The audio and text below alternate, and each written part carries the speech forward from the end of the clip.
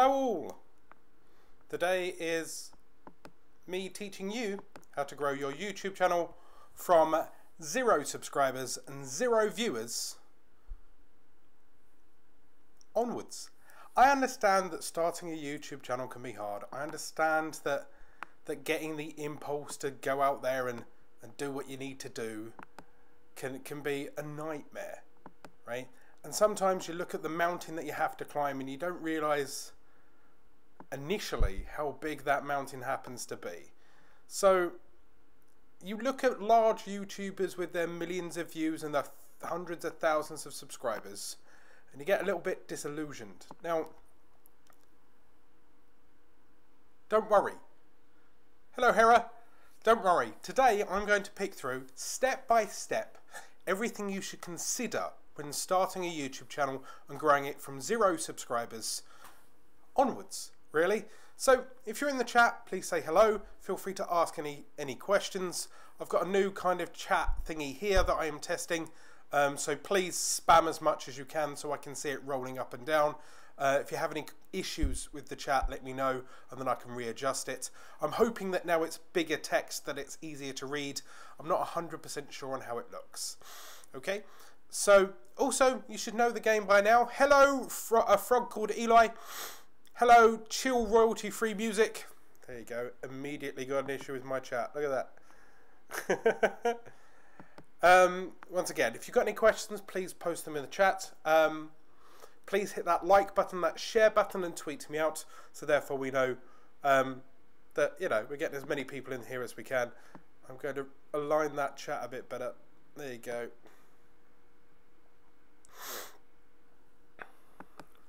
Here I am, nursing what I know is going to be a poor sore throat at some point. So, yes. Okay, the main topic of today is how to grow from 0 views and 0 YouTube subscribers.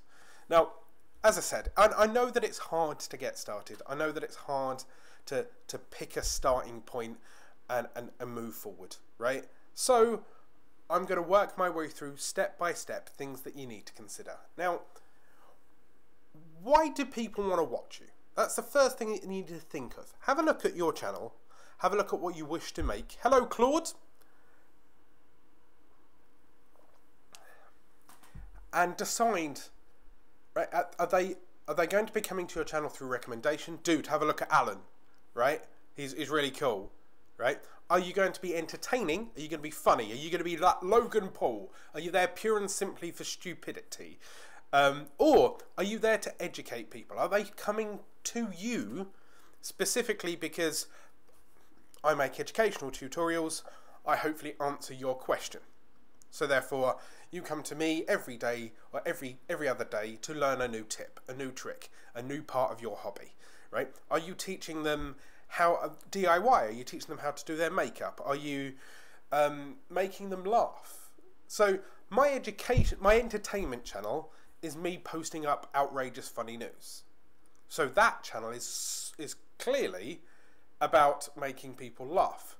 Every other day, Monday, Wednesday, Friday, I'm there to make you smile. Hello, Lee. Once again, you can see, once again, my chat's new, so I'm trying to tweak it as we keep going on. So, there you go. By the power of magic, I think I've got it down now, right? So yes, first of all, you need to decide why people will be watching your channel. So why are they recommending you? You know, go and have a look at so and so. Are you the expert in the field? Are these videos for your business or your niche or a specific issue? Then you'll want to be recommended. Are you there to make them laugh? Are they there at the end of the day, they've done their hard work, they've kicked off their shoes, they want to be able to sit down and take the value out of your channel, which is the entertainment, that chuckle, that puzzle? Or are you educating them somehow? Are you teaching them something, a hobby, a skill, things they didn't even know, history or mathematics? Okay, going to the chat. Hello, Alan. I've lost all of my views, lost all my views on my new videos. I'm talking about Logan Paul situation. How do I grow? It's urgent. I have comedy, entertaining content. and this was a one-off video. Okay, what did you get a load of views on that video, and that video has been removed for some reason? My core suggestion would be you clearly tapped into something there. Go for a trend, right? Trends is the best way to grow fast. The only problem with the Logan Paul issue is I felt that YouTube was defending their boy a little bit too much. Hello, by the way, Leilana. If you're in the chat, please post hello so I know you happen to be there. Hit like, hit share, and we get this out to as many people as we can. Okay, the second thing you need to consider when growing from 0 subscribers and 0 views is your research. What is your channel about? Okay, you need to decide, are you a niche? Are you going to be vlogging? Are you about makeup? I'm an education channel, right? You need to decide what you are going to be uploading onto that channel, and then you need to put a pin in that, right? And make sure that it doesn't move too much. Once you've decided your niche and what your channel is going to be, you can then build things around it, you see. Because once you know, right, no, I lost views from talking about Logan Paul. All my views got pissed off and left.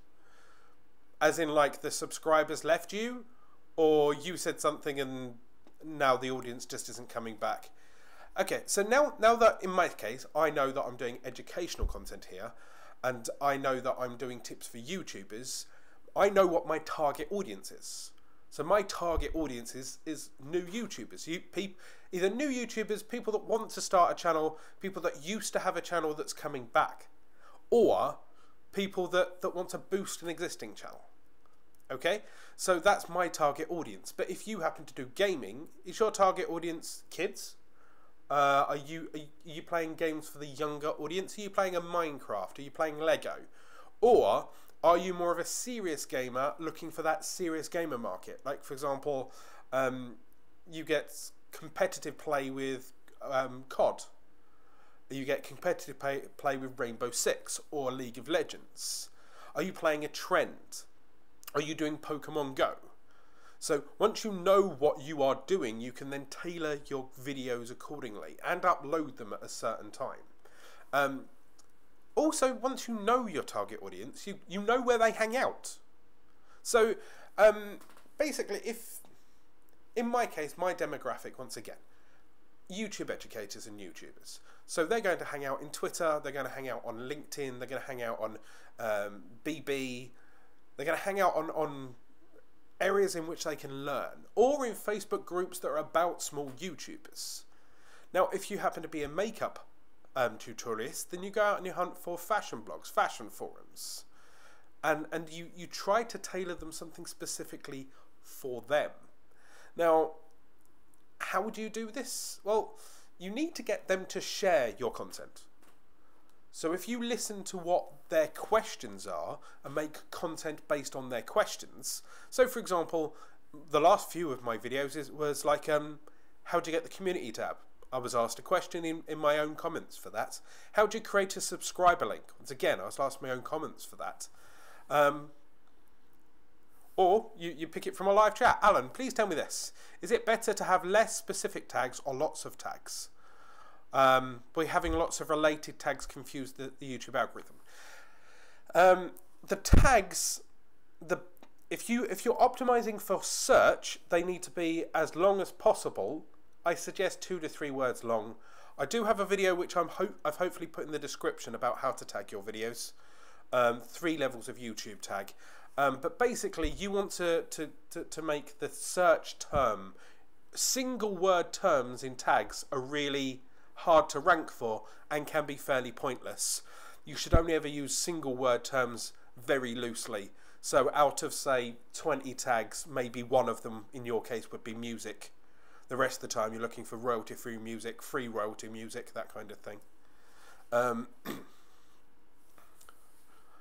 said something and the viewers are not coming back, so I need to a kick-ass video to get like 1,000 views to bring my thumbnails are good. I don't understand what I'm doing.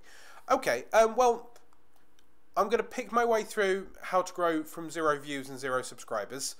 If you keep asking questions, I'll get to those at the end, because otherwise I'll keep deviating from the topic and it will confuse people. But please feel free to keep asking questions. If you feel I've missed a question, then post it again.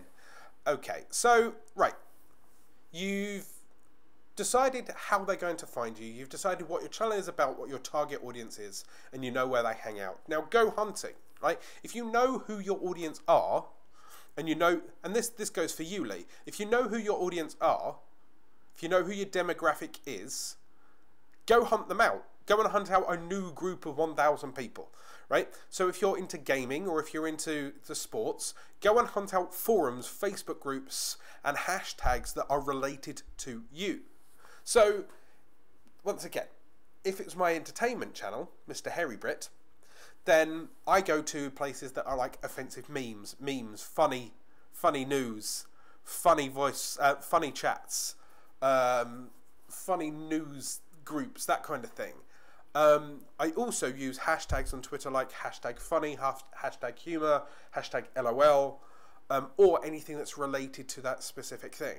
So if it was a news article about, say, German brothels, then I'll go and hang out in German Reddit threads, or funny news threads. But generally, go and hunt out your audience. At the end of the day, no matter what you do, once again, for you specifically, Lee, at the end of the day, they found you at one point. I'm sure they'll be annoyed for a while, and I'm sure they'll come back. And if they don't, that's fine. You got a load of views for that. You may have even got a load of people that agreed with your views on Logan either way, right? So you start pandering to those, or have a look at what videos did well on your channel and keep making those. Now, what I do suggest is once you understand who you're aiming for, Lee, so use hashtag like you use tags. Yes, in a way. Hashtags are mini search terms. And you tag anything that is a relevant term. And remember, on Twitter, you can have up to 280 characters. So when I tweeted out this live stream, and I put in, you know, going live, topic is about how to grow from 0 views and 0 subscribers. My hashtags were things like YouTube, small YouTuber army, YouTuber problems, YouTube. Okay? Tags are different. Tags, you've got to think how people would search for your video, and they wouldn't just type in music, right? They would type Katy Perry latest music video, Katy Perry raw, you know, rather than just music, for example. Ooh. By the way, here's the cup. Okay, so you've figured out. Thank you very much, Claude, for your subscribe. I'm hoping that you flash up here in a bit, unless you've done that and I completely missed it. So, okay, there you go. See, it does work. It does work. It's great. I'm kind of semi-new to the whole live streamy thing, so I'm still semi-working on things. That's why I'm a bit, you know, yay. Please let me know if everything's okay. Hit that like button, share me out, get as many of your friends in here as we can, and we can have a discussion. Okay, so what you need to do is focus on your video structure. Now that you've lured people in, you also need to make sure that what they are looking at is the correct type of video. Now, my videos have a very specific structure. And I found that once I implemented this structure, which was a suggestion from Nick Nimmin, not sure if you did Nick Nimmin, but basically my YouTube video structure encompasses enough that you can pull them in and give them call to actions and then spit them out at the other end. So in a video, I make sure that I have a hook at the start. So most of my videos go, okay, today we're going to talk about the YouTube subscriber tag and how it's good for you. And then I have the intro, which is normally my branding. I suggest that it's around about 3 to 5 seconds long. Anything longer than that, then you can actually lose people within your intro, within your branding. The shorter the better, actually. In some cases, even if it's just a boom, boom, right? As long as it's quick enough that people can see it. Good, thank you, Chill royalty-free music. I'm so glad I could help. But yes, if your branding is quick, but quick enough that they can read it, but not too quick that it's a blur and it took a then great. I mean, Brian G. Johnson just has a fist, boom, and it just hears his name. And Nick Nimmin has his name flashing and there's a good intro. I do need to make a better one, but mine still serves its purpose. It flashes in, it tells you that I am Alan Spicer, that I do YouTube tips, and then it disappears. Then you have your core, hello Northern Exotics. You just completely derailed me, Northern. Brilliant. Then you have your main content, okay? Or the start of your content, right? So once you've done the branding, I then normally do a quick clip that's like, okay, introducing, let's say, for example, the custom URL is the way that you can change your hideous thing, that's the long, horrific link, into /Alan Spicer. So it's much easier to see. And then I engage them. Now, the reason for this is at this point, you're about a minute and a half in. And if you ask them a question at this point, if you engage them at this point, they are more likely to reply back, rather than them watching the entire 4.5 minutes of a 5-minute video. You then ask them a question at that point, they've got what they want from you and they're gone. Whereas if you ask them a question at the start, they're more likely to engage, and if they do engage, they're more likely to stick around. That's why, once again, shortly in I'll ask them, so what do you think about this? Have you ever used a custom URL? Would you like a custom URL? You know, how do you do this? How many subscribers do you have, etc., etc., etc.? Which, you know, by the way, how many subscribers do you have? How many views do you have? Let me know in the chat. And then after the engage, I then fill out the rest.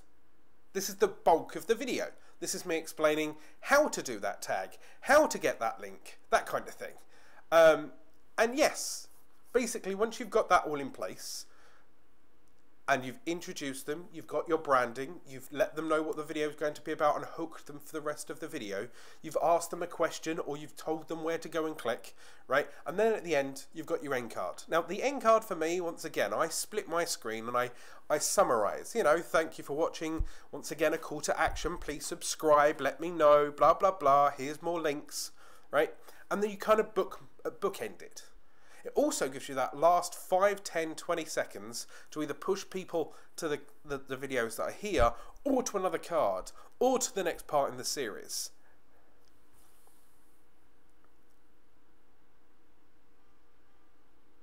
Northern Exotic, 2-minute break from work, popped in to say hi, thank you.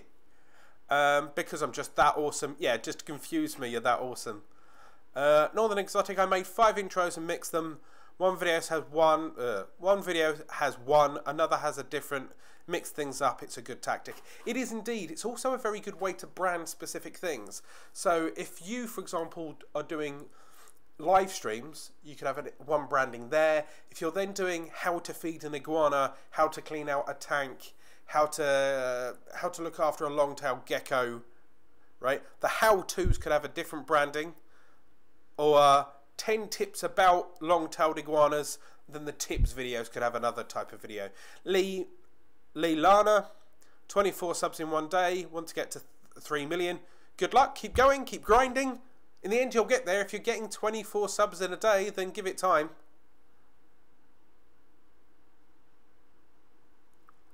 Lee Lana, how do people use that? Yeah.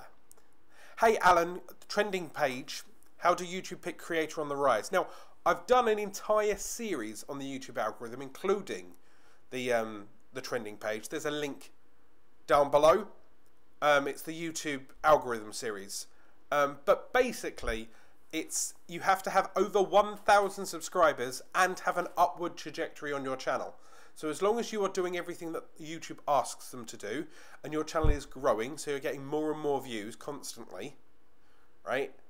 And you're getting more and more subscribers constantly, then you qualify, and then it's a human being that picks you, or doesn't.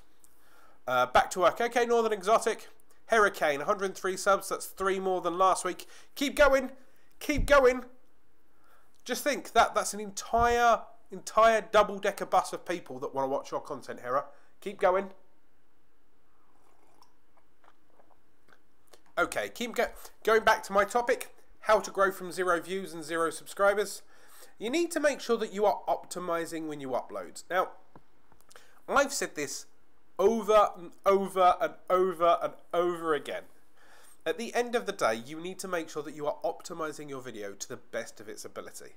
Because that is how, as a small YouTuber, you get seen. Because imagine you've just uploaded your first video, nobody knows who you are, no one's ever seen your branding, nobody's ever knows what you do. The only way that you can get found at that point is by making sure that the search can suggest you. And the way you do that is making sure that your title has something searchable in it. So this channel here started from 0 7 months ago and now has over 650 subscribers and around about 25,000 views. All I've done is upload 2 to 3 videos every week with a decent tag in the title, a decent keyword in the title, in the description and the tags. That's my one secret weapon. I've specifically hunted out a keyword or key phrase or a question that I wanted to answer. So one of my most favourite uploaded videos on here happens to be how to get a custom channel URL. So the keyword tag there is custom channel URL. And the how to get custom channel URL is a very often searched question. So what you need to do is make sure that you focus on that keyword. Now you can do it for absolutely anything, but remember how you as a human being would search for that product. So let's say you're a makeup fan and you really like Kylie Jenner's new lip melting lip gloss. So it'd be Kylie Jenner lip melting lip gloss and then tutorial, or how to apply Kylie Jenner's lip melting lip gloss, or how to simulate the Kylie Jenner lip melting lip gloss look. See what I'm doing? I'm using that phrase in there. And that phrase could be anything. How to change a spark plug. How to change a spark plug on a Nissan. How to change a spark plug on a Bugatti Veyron. The key phrase there is how to change a spark plug. Now, the reason you're doing this is because what you need to do is build up a back catalogue of videos that are all possibly searchable. Hello, As Lovely. So what you need to, like in my case, my first 10, 20 videos on this channel got next to no traffic at all. But that's fine. Because when I uploaded them, I wasn't expecting spikes of 100 views in one go. What I was trying to do was set the foundation. So in 20, 30, 40, in 10, 20, 30 months time, those are still keywords and key phrases. I also create evergreen content, so those questions never change. Say hello in the chat to everyone. Hello. So yes, basically the way you need to do when you're a very small YouTuber is think smart, think keywords, think optimization, right? And the more information you give YouTube on these optimizations, the more it can eat and the more it can suggest you. So if you write the tag in the title, if you make sure that that tag is prominent within the description, you make sure that it is prominent within the tags, and then the tags are how you would search for that term, and switch them around. How to change a spark plug. Spark plug. How to change a spark plug on a Nissan. Spark plug changing Nissan. Spark plug Nissan. Nissan. You know, you get what I'm saying? You just kind of churn them over. You make sure that the thumbnail is eye-catching. Because once again, imagine they've never seen your channel before, right? You want them to be able to scroll through the side and go, oh, hang on, that's a picture of my Nissan, or that's the picture of the Kylie lip gloss melting lip glossy stuff, right? And that you want to be able to see it or see the text really clearly. If you have a look at my thumbnails, there's my face, which if you've never seen my face, that's fine, right? But I have whatever I'm doing here. So in this case, how to grow from 0 views and 0 subscribers.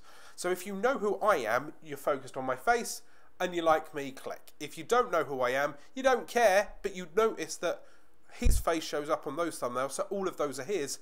But on each side over here, you can see what the topic of that title happens to be, and then you make sure that you use, either closed captions or translations if you want to reach other countries.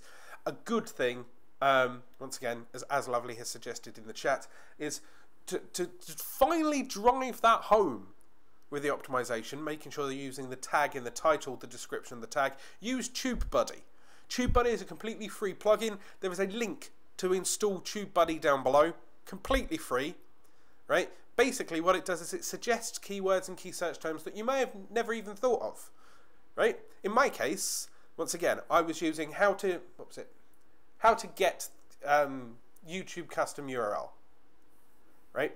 And then in the tags, or the TubeBuddy then suggested how to create custom channel URL, how to get custom URL, right? It rephrases those for you, and it still stays within the bubble. And then it helps you continue to churn and think of those keywords and key phrases. I'm going to take a break from the topic to have a look at the chat. Hello everyone that's in the chats. Hello everyone that's watching the live stream. Please make sure that you say hello in the chat so I know you are there. Feel free to ask as many questions as you want in the chat, and hit like and share so we can get as many people into this as we can. Lee Lerner. Hey Alan, do you know why 10K used to use YouTube Space? Try that again. I'll read that properly. Hey Alan, do you know why it's 10,000 to use YouTube Space? Yes, 10,000 is the tip. Basically, before they changed the hello brand, before they go back about 2 years ago, they restructured the YouTube program. So 1,000 subscribers, you used to, hello Janet. 1,000 subscribers used to kind of be the, ta-da, here's your first milestone. 10,000 subscribers that then open up almost semi-mentoring schemes, and you can also get into the on the rise, new YouTubers on the rise scheme. Before it used to be a thing on the homepage.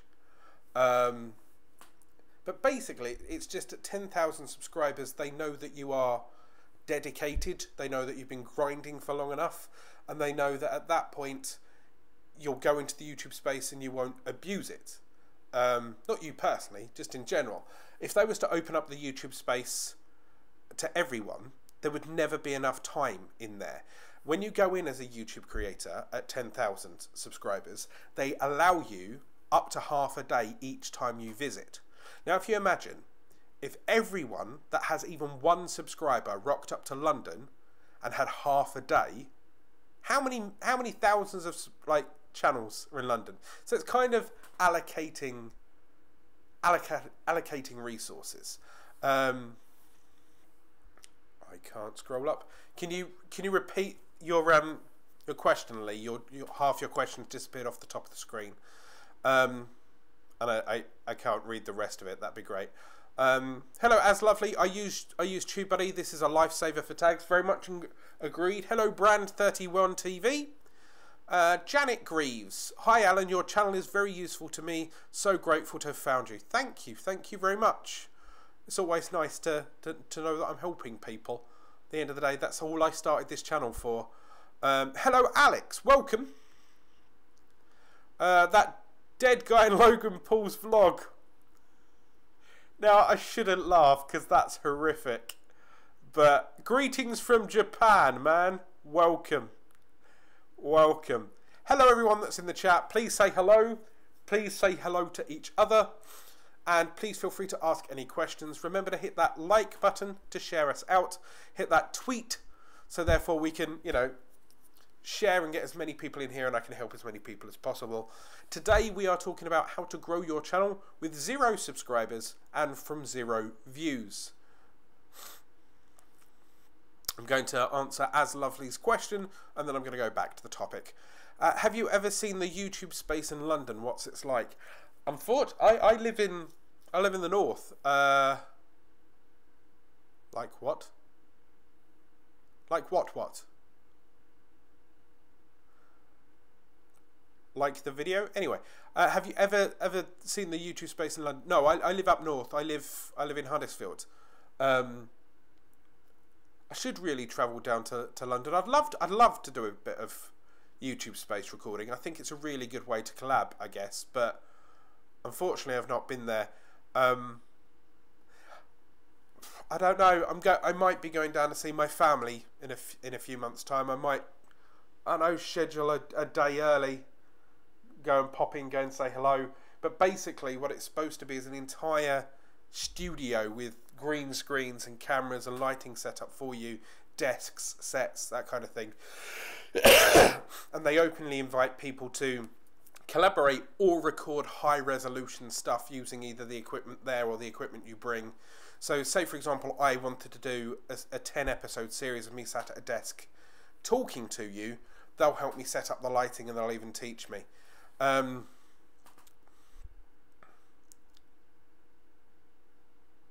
If they want to avoid fans getting in by creating channels, couldn't they just lower it for 850 subs so more people can use it? No, unfortunately, like 850 subs in I know it sounds weird, but 850 subs can be quite easily got if you are gaming the system. At 10,000 subscribers, right? There's no way that you can there's no way you can dupe the system by buying 10,000 subscribers and the system not knowing. So what they do is at 10,000 subscribers, that's kind of like a high tide mark to, you have to really grind to get to 10,000 subscribers. It also unlocks a lot of features. It basically unlocks everything that you need on YouTube at 10,000 subscribers. My Mr. Herrybrit channel's got 38,000 subscribers. And it took me 3.5 years to get to 10,000 subscribers. So you could either be very lucky and get to 10,000 subscribers, but 850 subscribers, if you... I don't mean to belittle people because I'm still struggling. If it was so easy to get 850 subscribers, for example, I'm dying. If it was so easy to get 850 subscribers, I'd be out on 850, wouldn't I? But I guess it's the same kind of thing as the YouTube monetization program at the end of the day. They've deliberately raised it to 1,000 subscribers and 4,000 hours. Because if you're a niche, then 1,000 subscribers is quite hard. If you're not, if you're a gaming channel, then maybe 1,000 subscribers is fairly easy if you pick a trend, but then the watch time can be quite hard. So I guess at 10,000 subscribers, they're trying to basically prove that you are willing to churn out and do it. Okay, back to the topic. Once again, if you're in the chat, hit that like button, share me out to Twitter, Facebook, Instagram, anywhere, get as many people as we can. Say hello in the chat so I know that people are alive. What are you eating today? By the way, today's National Pizza Day. So what's your favourite pizza topping? Because I'm not allowed pizza at the moment. And trust me, I'm missing it. So let me know what your favourite pizza topping is. Okay, so now that you've optimised your video, you now need to think about sharing it. So you've got a decent tag, you've got a decent description, you've got a decent translation. Now, sharing, you need to match it once again to the kind of platform and your audience. You've already done the kind of research up above, where you figured out who your audience are, and you figured out their demographics and their age. So if they're quite young, then they're more likely to be on Twitter. If they're kind of my age, then they're more likely to be on Facebook. Okay? If you're doing beauty stuff, then they're more likely to be on Instagram. So you need to make sure that you tailor where you're sharing to them. So have a look at Facebook, have a look at Facebook groups, have a look at forums, that kind of thing. Twitter, make sure that you are using hashtags. And if you're on Pinterest, if you're crafty, then share on Pinterest. It's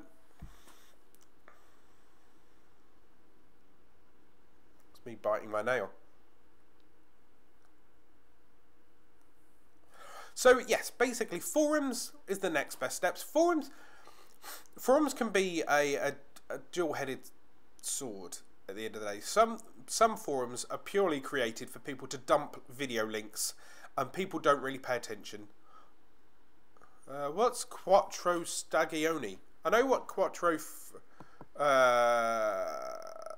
Fromage, like, you know. So you get like four cheese pizza. What's Stagioni?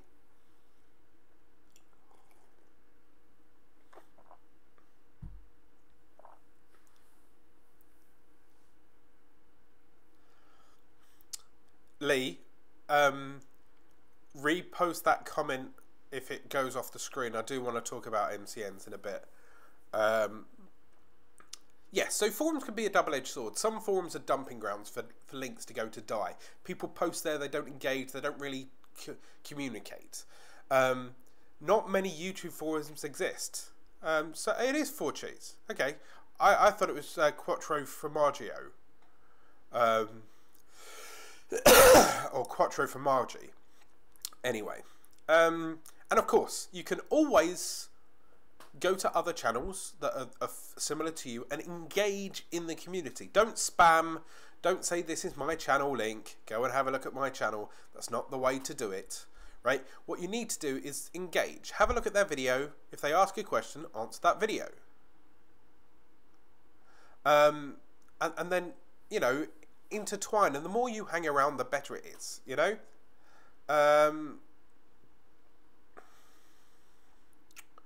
Okay, couple of questions in the chat and then I'll go back. Hey Alan, have you heard of Studio 71? I want to join as an MCN. Is joining an MCN Studio 71 worth it? Because I have a lot of big creators, Saffron Barker, Jay Mitchell.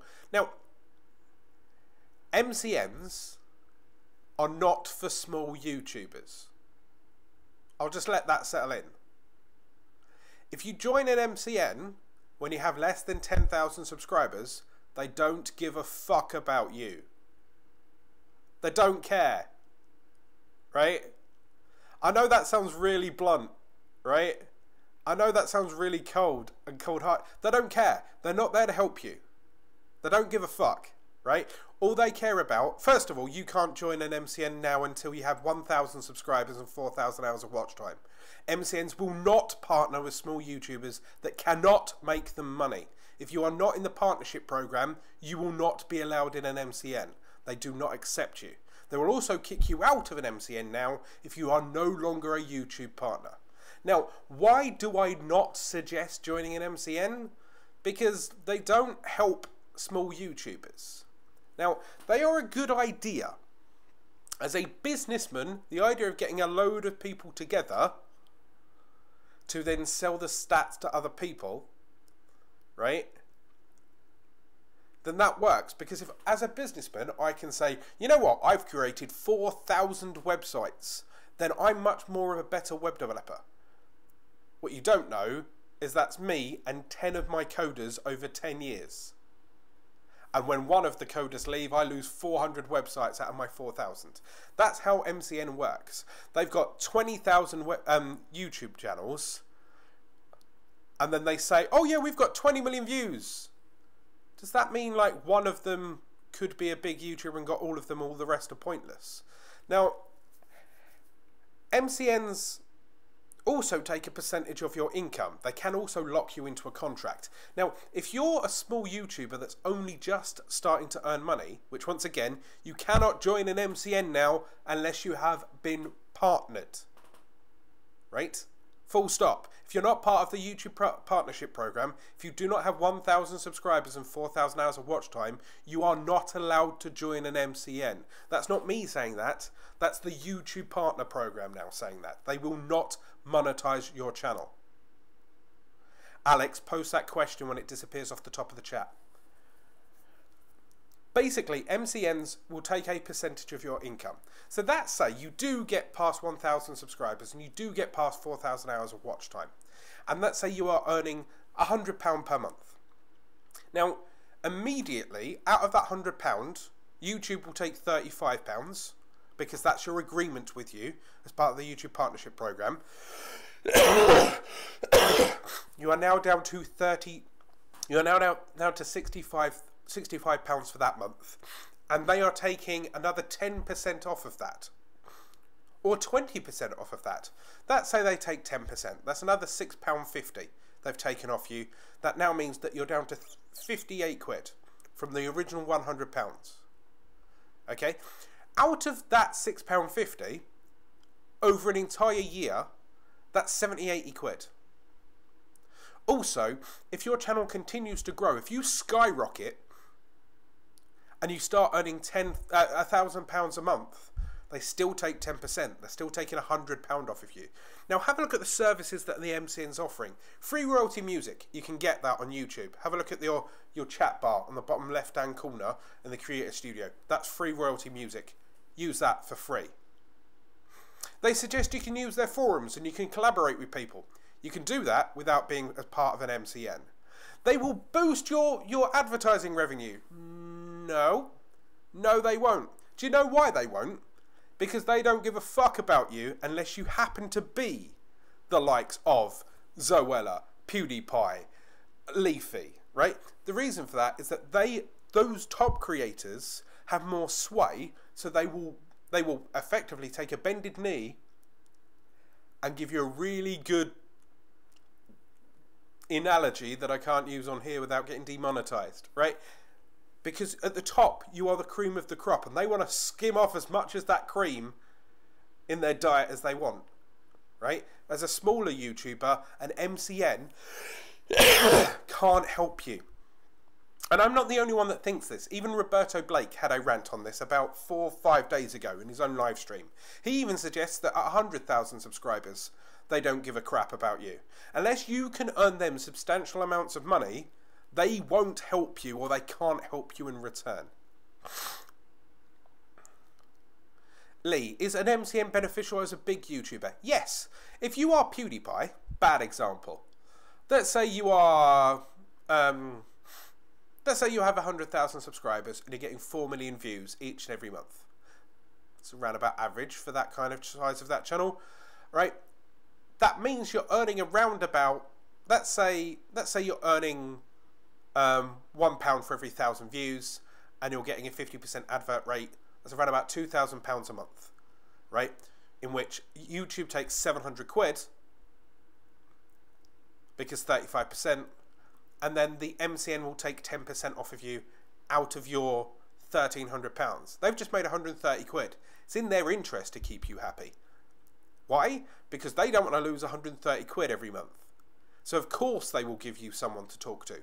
Of course they'll give you strategies, and they'll talk to you about growth and playlists. If you want tips and tricks that you're not having to pay for, there's a YouTube channel here that will do it for free.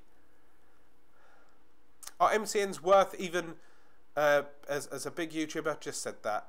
Yes, yeah, they do. As a big YouTuber, they want to use you as a branding tool.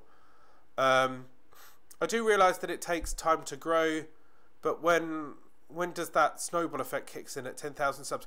The snowball effect is all down to you and how hard you push it. You said that you've been growing fairly well recently, Chill. All you need to do now is snowball your own traffic. So you need to make sure that you are pushing people from video to video to video, not just they've come into your one royalty track and disappeared. Hook them in series playlists. Answer their questions. Do it on your own. That's the tagline of MCNs. MCNs, do it on your own. There was a question that disappeared above the screen that wasn't about MCN. Can you post that? I've missed it. I do apologise. Right, I'm now going to move back to the topic. I am aware that I went on a tangent. Hello everyone that is in the chat. Please say hello. Please feel free to ask questions. The more questions you ask, the better. Remember to hit that like button and share me out to Twitter, Facebook, Instagram. And, you know, I can go on another rant next time someone talks about an MCN or something. We are talking today about how to grow from 0 subscribers and 0 views. And we are now on to interaction. Now, my YouTube here, my YouTube live stream here, and my comment section, I hope you'll notice, are very active, right? I know that I don't have hundreds of people watching my live stream, but people ask me questions and I answer them. People comment on my videos and I reply to them. They'll ask me questions, I'll give them links. Okay? I'll ask them questions. That's how you interact and hook people. Right? I see a lot of the same people popping up in chat. I see a lot of same people popping up in the comments. Hello, LGC fans. Engagement. Saying hello. Shouting them out. Hello, Lee. Hello, Aslover. Hello, Chill. You know, hello, Hera, if you're still around. Hello, Exotics, if you're still around. Right? Comment, share, talk. The reason for that is if that person's come over and commented on your channel and you've got 0 subscribers, this is your chance to hook them. This is a chance to help them. This is a chance to answer their question, make them laugh, invite their friend in. The more I talk, the more I chat, the more I engage, the more likely they are to come back. And hopefully, you know, I like to see the same names popping up over and over again. I like to see the comments on my videos. I like to see a community building. I wouldn't be able to go live with a handful of friends. Hello, Hera. I wouldn't be allowed to go live with a handful of friends in the chat if I hadn't have talked to them, because they wouldn't have cared that I've gone live, right? I wouldn't be seeing new people in chat like Lee Lerner asking me questions, right? Because I wouldn't have been asking. The chat wouldn't be there. The reason the chat's there is so people can know that I'm talking and seeing it. And, you know, however, the last live stream, it took me, what, 30 minutes to put the chat up because I'd forgotten it. YouTube is a community to help people. Couldn't have said it any better, as lovely. At the end of the day, if every time someone comments on your videos, they know that they're going to get a reply, or every time they ask a question, they know they're going to get helped or an answer, it builds that loyalty. And hopefully, you know, I've got around about 650, 660 subscribers over the last 6 months. Hopefully, in 6 months' time, as the channel grows, those people continue to stick around, continue to watch my videos, because they remember, oh yeah, I asked Alan a question 4 months ago when I very first showed up to his channel. He didn't know me, but he immediately helped me. And that can be the same on your channel. I keep biting my nail. Hello everyone that's in the chat. The next step on making sure that you grow when you have 0 subscribers and 0 views is to evaluate and adjust. Now, if your channel's been around for a while, yeah, the cup, by the way, chill, is it's an entire litre of tea.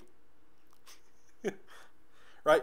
But like for some people that have been in the live streams since like the first one, that's really clean, even though that's starting to get dirty, right? A few live streams ago, it was pretty much brown like chocolate all the way around, like a teapot, stained with flavour. It was brilliant. So, evaluate and adjust. Now, what this means is, if you've been creating videos for a while, have a look at what videos are popular. Have a look at the videos that did well for you. Have a look at the videos that are getting the right amount of engagement, the right amount of comments. The reason for that is because those are the ones that you need to start continually making. So,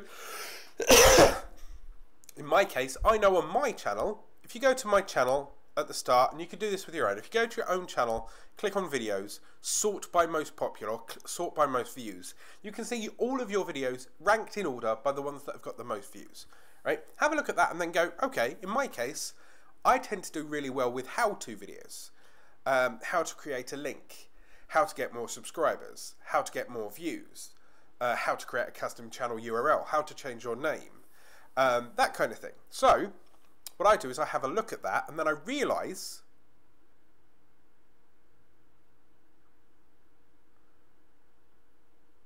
I'll answer that in a second, Lee. And then I'll realise that, you know, I'll double down on those, and those are popular videos because they're engaging. People want those, clearly. Have a look at your most popular video and try and make other videos similar, related around that. The reason for that is that popular video is getting traffic. So if mine's about custom channel URLs, how to change your custom channel URL, I might want to make how to change how to change that custom channel URL, how to change your channel name, how to change your channel ID, how to change your channel picture. Hello, Alex.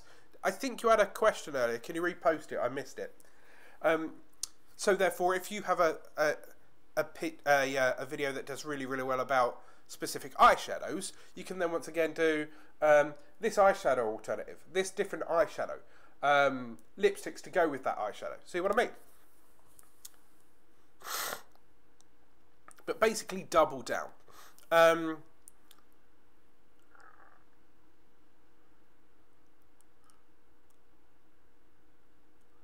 Lee, your comment disappeared off the top of the live chat. Something about leaving school.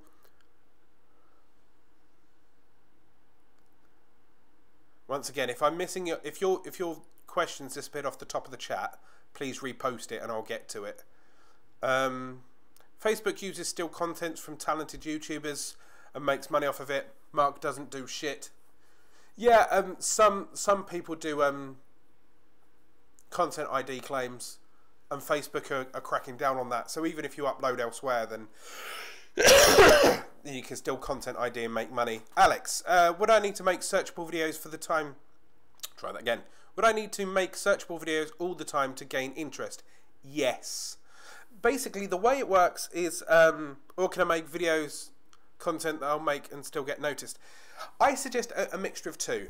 This channel, what you need to do is set a foundation, right? So on this channel, I now have 70 videos on this channel, 70 videos that are all keyword search term focused, right? Some of the videos I've made because people have asked me a question and I've replied to them. But for you to get searched and found in searched on YouTube, you have to play the search game. You always have to optimize a video for some kind of search. You can make videos that you like, but whilst you're making that video that you like, when you title it, make sure that you know that you're thinking about a search term at the same time. Because then that way, it could be about, I went to Target and I bought some strawberries. In the title, it could be, how to buy strawberries, or going to Target in Illinois. Target, Illinois. Yeah? At least, even if nobody's interested in the vlog, they may be searching for Target, Illinois for some reason. You always have to think of some kind of search. I know I've missed a few questions. Please repost them. I'm dropping out of college to do YouTube to grind. So I can do 5 days a week to make as much content as possible. Do you think that's a good decision? Fuck no, right? All due respect, rolling the dice on being a YouTuber and sacrificing your education is a terrible idea. You can go to college 5 days a week and secure your future. I don't do YouTube full time. I run a freelance web development company. I am a YouTube consultant. I'm a web developing consultant. I have been grinding hard as fuck for 10 years to be a web developer. If I dropped out and tried to do YouTube from day one, 4 years ago, I would have been homeless. I would have been starving. I put out 6 videos a week at the moment, and I still don't have enough money off of YouTube. Don't sacrifice your education. I admire your passion. I admire your drive, but don't be silly, right? What you can do, and this is what I suggest, right, is continue to learn YouTube. Continue to hopefully watch me, Nick Nimmin, Roberto Blake, Amy Landau, right? Video creators. Learn a new trick each and every week, right? And go to college Monday to Friday and learn whatever you want to do, to be a teacher, a fireman. If you really, really want to be a YouTuber, go to college and learn video production and video editing, right? But on Saturday or Sunday, bulk record your content and you can still put out videos 5 days a week. There's a link in the description down below, and if there's not, I'll add one later, about how to bulk record videos. There's a video on my channel about how to bulk record videos, okay? Please, please, please do not sacrifice your education for YouTube. YouTube is YouTube is a pipe dream that people can achieve if you grind really, really hard. Yes, but it's very, very hard to get there. Right? If YouTube went away tomorrow, I can still be a web developer. If YouTube goes away tomorrow, I can still do something. Right? YouTube moves the goalposts so often. Please, please, please get an education first, just in case. So bulk record on a Saturday. When I bulk record, I bulk record 2 or 3 times a week, and I bulk record 5 videos a go. That way, for this channel, I put out 2 videos a week plus a live stream. So if I record 6 videos on Saturday, that's 3 weeks worth of content in advance, which meant if I was at college, I'd record 6 videos on the Saturday and then I can do 3 weeks of schoolwork. Yep. Please don't drop out of college. Please. I'm sure other people in the chat would agree with me, right? Chill. By the way, does adding tags to raw video files help its ranking? No. There's no proven fact. Random people on bicycles and now sirens going past my house. There's no proven facts that state that the title of the video affects search rankings. It may have done back in the good old day one days of YouTube, but now YouTube actually changes the title of the video before it renders. What you see is what you know is your raw file. What you need to focus on mainly is title, description, tags and thumbnail. What does matter is the translations, the closed captions. Those are extra. Just schedule your videos and stay in college, young dude. Well done, as lovely. Lee, but YouTube is all I want to do my life. But YouTube is all I want to do. It's my life. I do video at college, but it's not relevant to what YouTube is. My video production course is shit. Then go and hunt out evening classes. Go and hunt out production classes. Please, please don't drop out of college. At the end of the day, right, if YouTube is all you ever want to do with your life, then focus on education.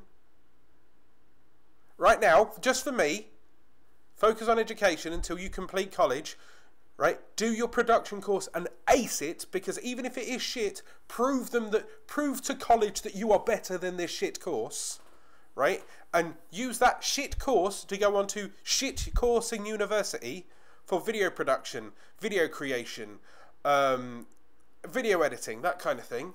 Or go on to do graphic design and stuff like that and keep practicing.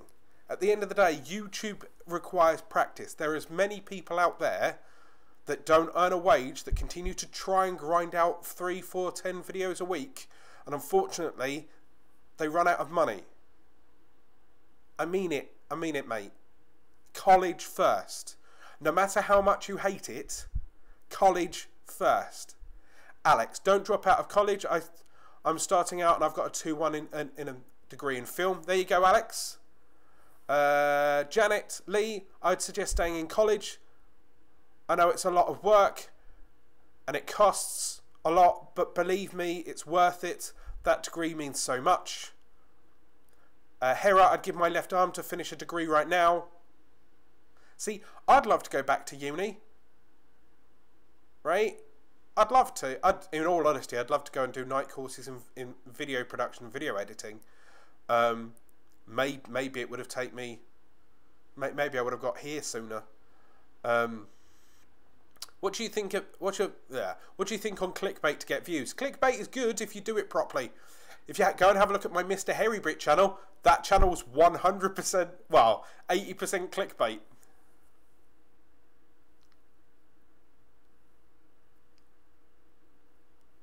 Right, I'm going to finish off my topic and then I'm going to come back to the chat. Right, so chill. If your question disappears, let me know. Hello, Lauren. University is boring though, but you need to do all of it exactly. Yeah, chill. If your question disappears, let me know. I graduated in 2012 at the age of 35, and believe me, it's so worth it. See, that's why I want to go back, Janet. I want to learn. I've got the thirst for knowledge as an adult now. I know when I was at school, I couldn't be bothered. When I was at sixth form, it was slightly different. I'd lost my dad at that point. I lost my dad just as I went into college or sixth form, and I really weren't focusing on work at that time. But as an adult, I want to learn so much more. Okay, I'm going to finish the topic of the video, and then I go back to the chat. If I don't read out your comment, please repost it. If I don't read out your question, especially you, Chill, then repost it. Okay, so you've reevaluated, you've readjusted, and you've doubled down. Now, finally, have a look at your analytics, right? Because now you can, if you've had videos on your channel, you'll be able to see where they found you from. Are they coming from Facebook? Are they coming from a set website? Are they coming from a set forum? Are they searching specific keywords and search terms? Once again, on this channel, my most popular video is YouTube custom URL. So what I now do is make more videos about custom video URLs or how-to videos, because those do really well. And finally, collaboration. Now, collaboration is a really great way to build a community and grow it fast. And you don't have to have thousands of subscribers to collaborate. A good example is there is at least 12 people in the chat right there, right now, that are watching this video to try and get tricks and tips on how to grow their YouTube channel. They're all small, medium or large YouTubers. I'm sure if you reach out, they'll be more than willing to collaborate with you. Same with anyone in the comment sections of this video and any other video on my channel. At the end of the day, try and match them up to you. If you've got a couple of hundred subscribers, try and look for other people around a couple of hundred subscribers, or people that are in your niche, they're a little bit higher, but if you have 2 subscribers, do not message someone with 3,000 subscribers. You're not offering them something in return. You don't have a built-up audience, right? But if you both have 200 subscribers and you kind of can interlink, right, and you're kind of in the same niche, then you can kind of connect, right? So I'm a YouTube educator. My friend Desiree Martinez is a social media guru. So if she was to come on this channel and teach you about social media, how to use social media to promote your YouTube channel, and I was to go on her channel and tell you how YouTube's the second largest social media network on the internet and how YouTube can help grow a business in social media, then those are quite synergistic. Okay? Or I'm also Mr. Hairy Brit and I do funny videos. But I also did booktube reviews. So I swapped with Sarah Sunbeams. And I did a fitness video with Fit Sid. So collaborations are a good way to grow a channel. Also, if you're slowly ticking up an audience, it shares you to their audience and them to you. And if you have a similar audience, they'll come and look at your channel and you're going to have a look at theirs. Okay, so I'm now going to go back into the chat and answer your questions. If I have not read your question, if your question has disappeared at the top of this screen, then please repost it, because I don't have the chat to scroll through this time. It's something that I'm trying, and we can continue to talk. Please, if you're on the chat, please post hello or say something or tell me what your favourite pizza topping is, because today is National Pizza Day and I want to know that we have as many active people watching as possible. Hit like, share this out on Twitter, Facebook and Instagram or anywhere else, and we can, keep the ball rolling. So, once again, if I haven't read your question, please repost your question. How do I manage a custom URL when we don't meet the new guidelines?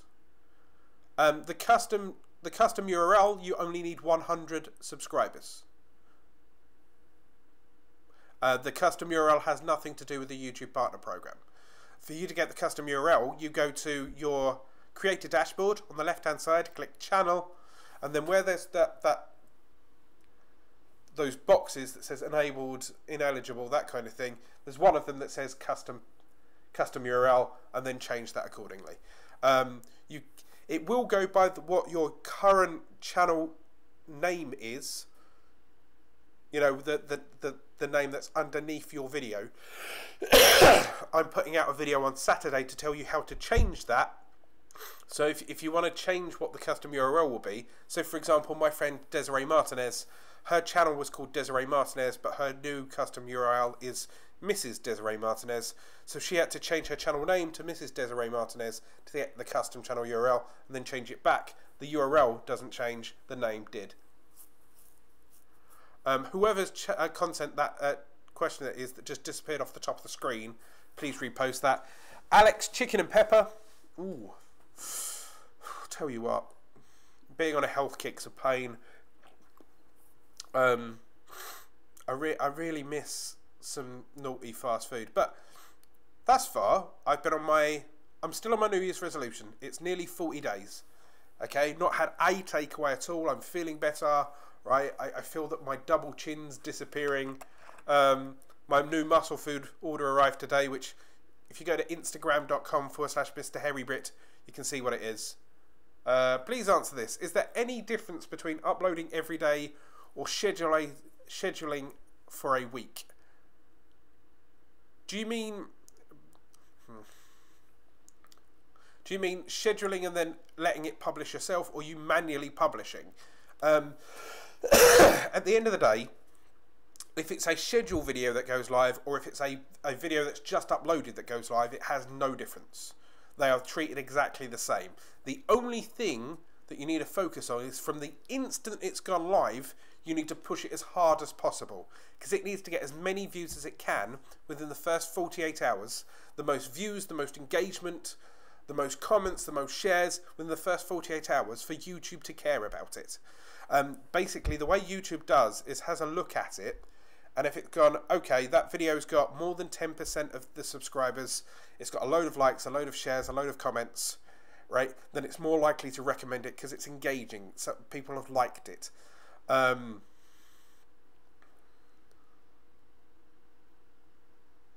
So yes, the only issue with scheduling is if you schedule it at like 2 o'clock at night, and then you don't get a chance to promote it for another 8 hours until you wake up. That might be 8 hours that you've lost, if you get what I'm saying. Lee, how do you collaborate with big YouTuber? Is this the way to grow a channel?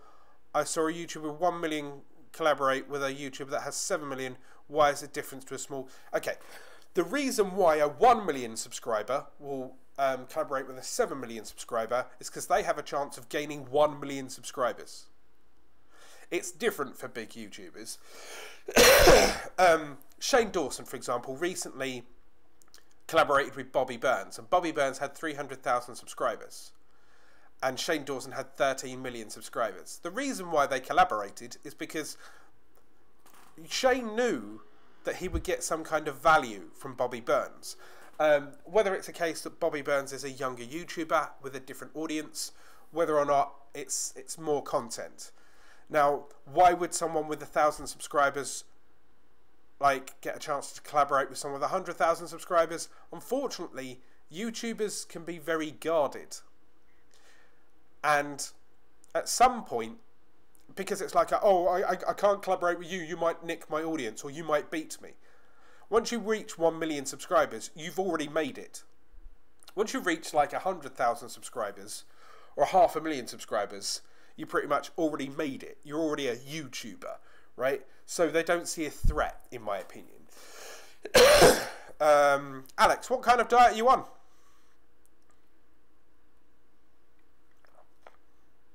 As Lovey, are you going to make a muscle food video haul?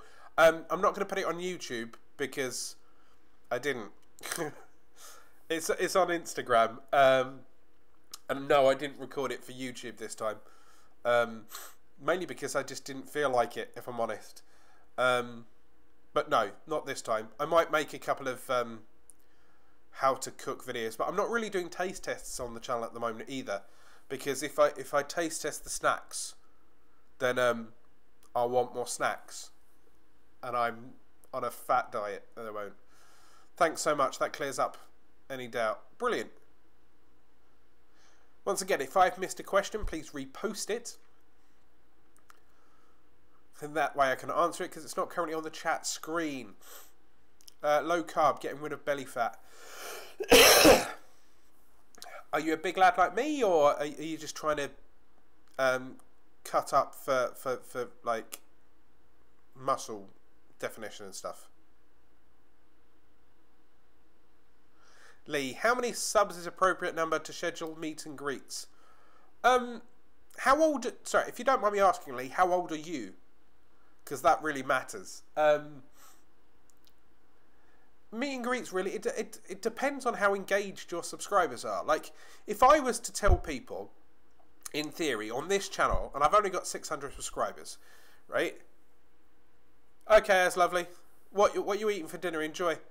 So yeah, I've only got like 600-700 subscribers on this channel. But if I was to tell people, like, you know, I'm going to London, if you want to meet up, then I'm sure I'll get, you know, 2 or 3 people show up.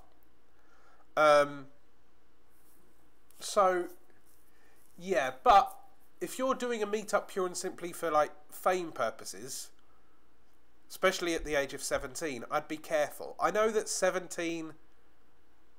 I don't mean to sound condescending, so I apologise, right, in advance. But I know 17, you're an adult. But at 17, you also haven't made mistakes that you learn from. So, let's say you have 800 subscribers, and you say that you're going to do a meetup, and you go to London, and 80 people show up. How are you going to control those 80 people on your own?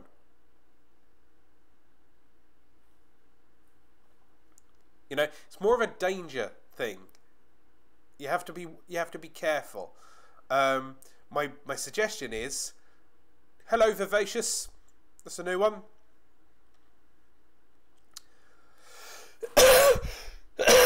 You have to be careful. Why not do a live stream? Talk to him that way. That way, I'm doing a meetup online, or a Discord chat, or an MSN chat, or a Facebook group, or something like that. Until you get a regular pattern. At the end of the day, yeah, I'd suggest, and also the more people that you know are coming, the more you have to think about it. Like, you can't just be like, okay, we're going to do a meetup at a coffee shop.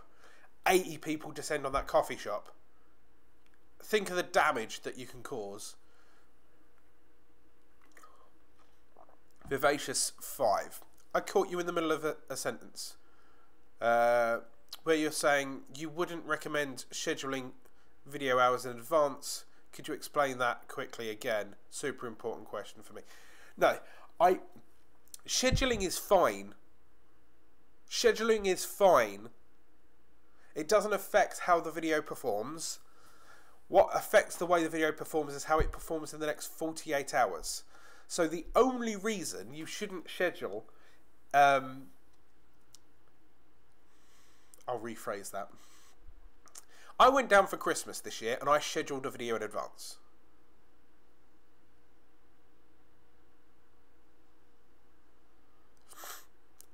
Try that again. I went down for Christmas this year and I scheduled a video in advance.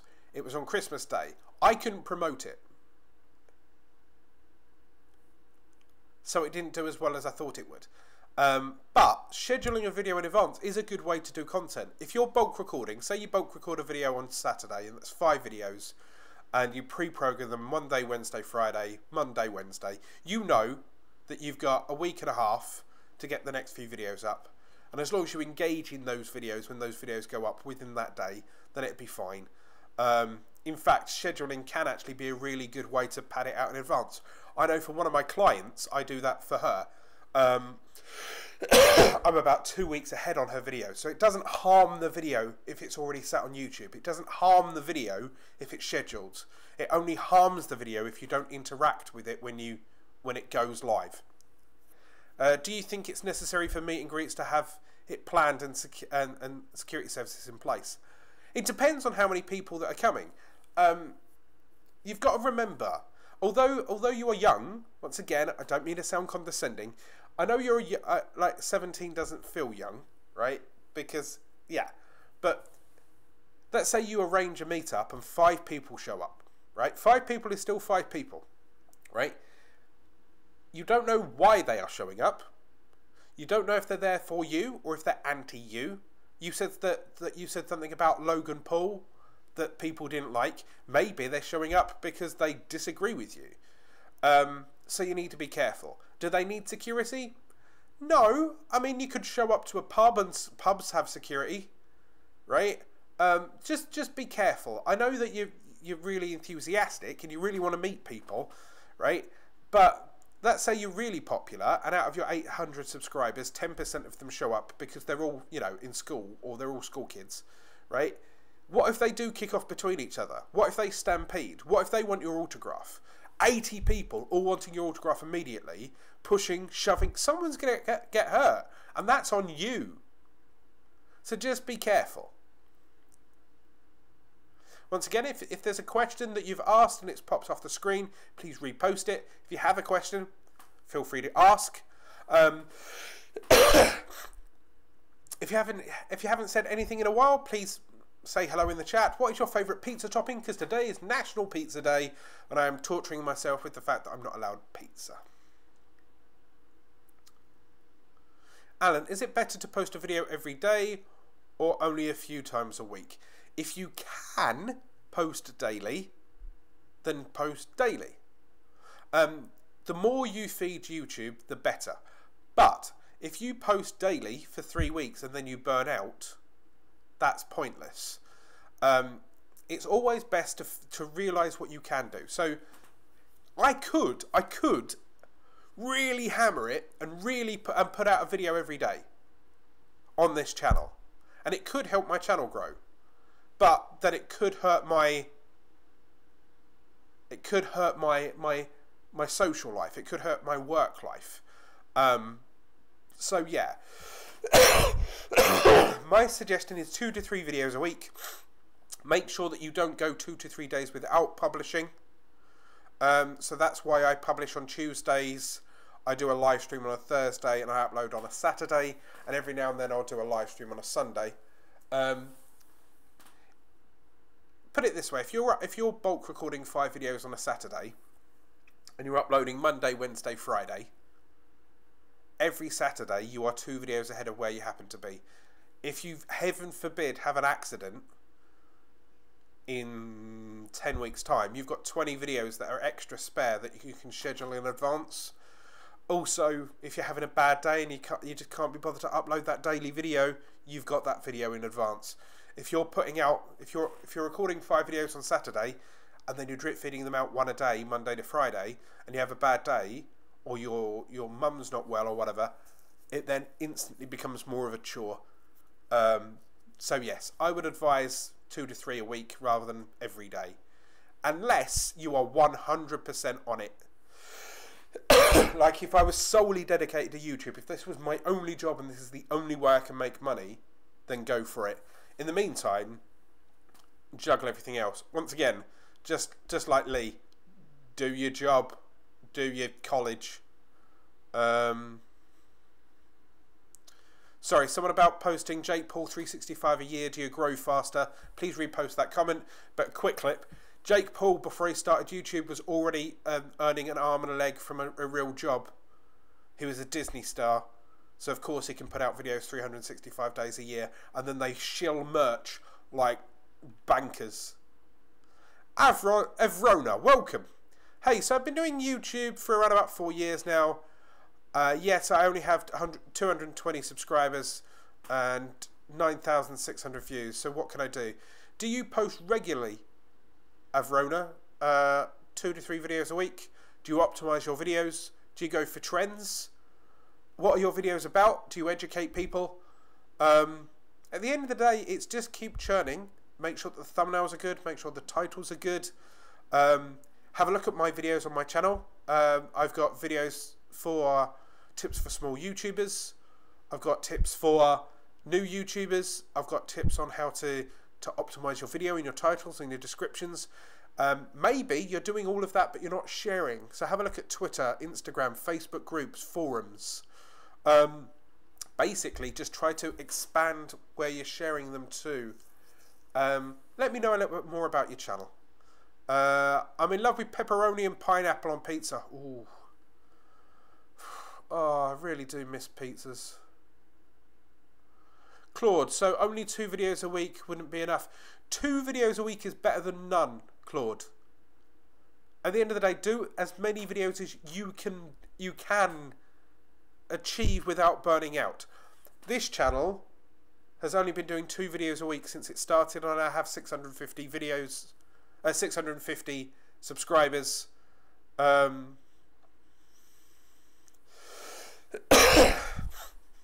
And I'm still growing. I'm now doing live streams as well. Live streams are kind of a quicker way to create content.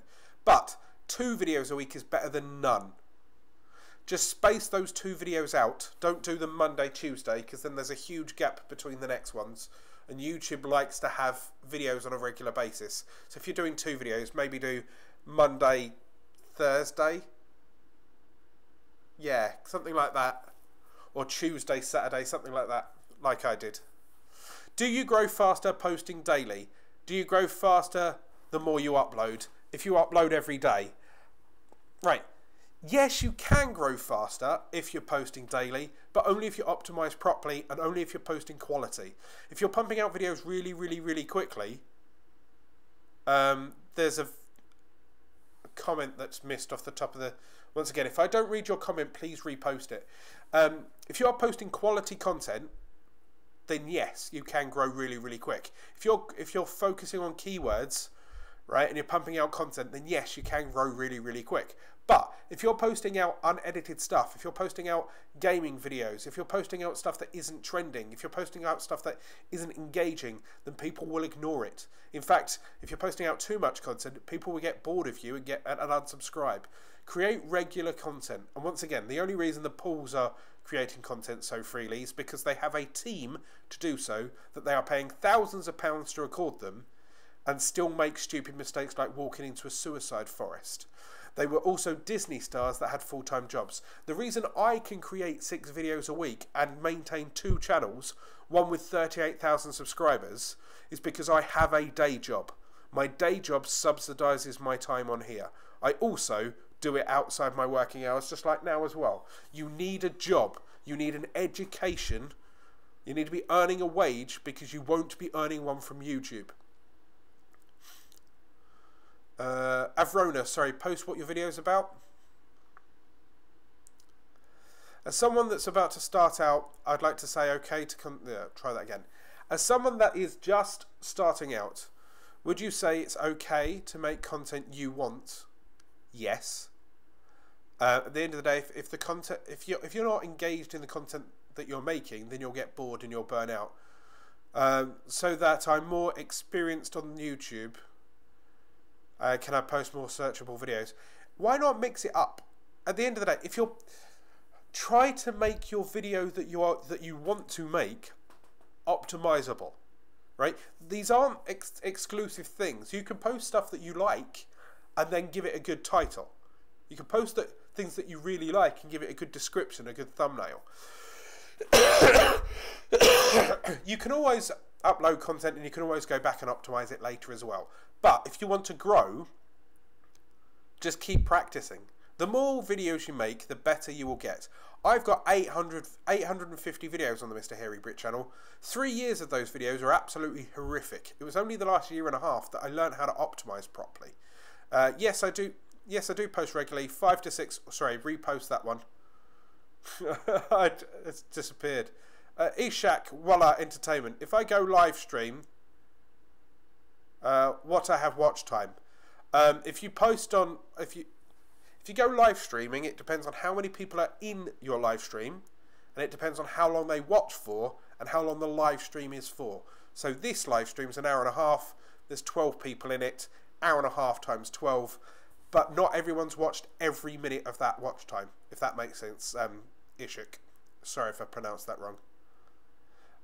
Gaming related stuff, some gameplay, mainly stuff to do with Pokemon trading games, unboxings, openings, and okay. I would suggest that you have a look at your most popular videos, Avrona. Go to your channel, click on videos, click most viewed. Have a look at the ones that are the most viewed. Those are the ones that people want to see from you. Make more videos like that. Are you on camera? Are your thumbnails okay? Have a look at your branding. Go and have a look at other channels that do similar to you and be honest. Are your thumbnails like theirs? Are you up to the same quality? Is your audio good? At the end of the day, focus on the key basics and make sure that you are tagging and optimizing your video properly. Once again, if your question has disappeared off the top, please repost it. What do you think's better? To have playlists popping up in the upper right hand corner in the card, or have individuals in the cards? Playlists drive continued... Hello, MZ Games. MZ Games, ask questions and I'll answer them for you.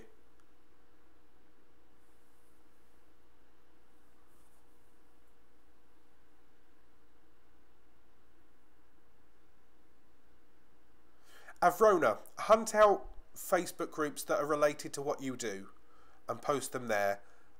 Continue to make decent content and optimize them properly. Decent tags, decent descriptions, decent tags. Claude, playlist drive more traffic. Playlist drive more watch time. Make sure that when you are referring to it, that even if you're saying, I made a specific video on blah, right? So for example, how to get a custom channel URL. Click here for the video. You can do an individual video, or you can put that video in a playlist and link to that individual video in the playlist. They'll watch that video and it will autoplay the playlist. Playlists are more powerful for continuing people to watch you. You want someone to watch more than one video, even if you push them from here to one video. If they're in a playlist, hopefully you can get more. And yes, I would say I have good thumbnails, good audio, etc. I even use TubeBuddy to help with tags.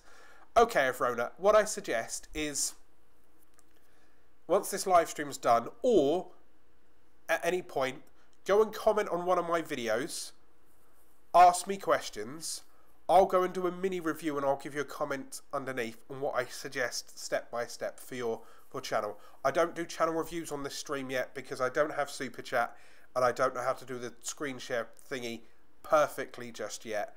But in the long run I will be doing channel reviews. But I'll help you as much as I can.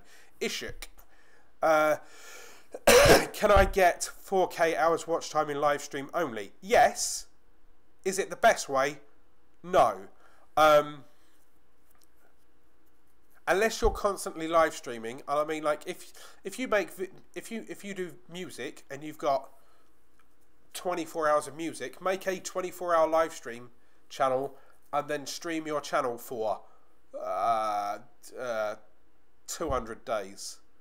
Live streaming is a good way to boost watch time, but at the end of the day, anybody's firm base is optimized videos, quality search engine optimized videos that help people in playlists. Do you know Summer in the City, Alan? It's the London version of VidCon. Are you going? I've been asked that a lot recently. Hello, Transport Simulator. Welcome. MZ Games, I don't do channel reviews in this live stream. Please ask me direct questions and I will answer them. Or comment on one of my other YouTube videos and I'll see what I can do to give you a mini review in a comment later. But, you know, ask questions.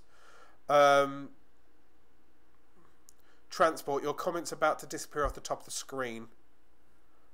So, yes, I'm just going to answer the Summer in the City questions.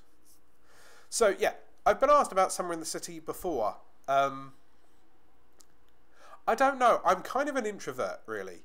I think I'd like it if I went, but I think it's the anxiety of going to something new that kind of semi-scares me. Anybody else understand that? Plus, I don't think I'm big enough that anyone would even give a crap. And the only reason I go to those kind of YouTubey things is if I could learn something.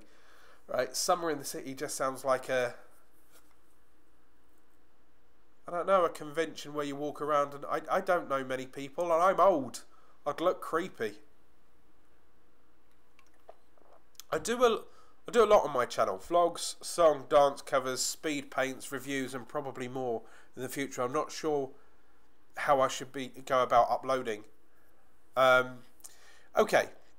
If you make random content like that, I suggest, one, you have a look which is your most popular videos.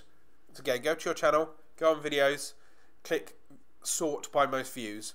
Those are the things that people are wanting to see from you on a regular basis. Maybe make more of those, or if you wish to continue to make vlogs, songs, covers, make sure that your thumbnails are branded so they know that I subscribe to your channel for the songs. Okay, oh look, that thumbnail's got a red border around it. That's always Vivacious's songs. Or I'm only here for the vlogs, and those are the green borders, right? Or upload certain videos on certain days. So it's Vlog Monday, Music Wednesdays. Get what I'm saying? And if you're consistent, then they know that every Friday's my speed painting. You know?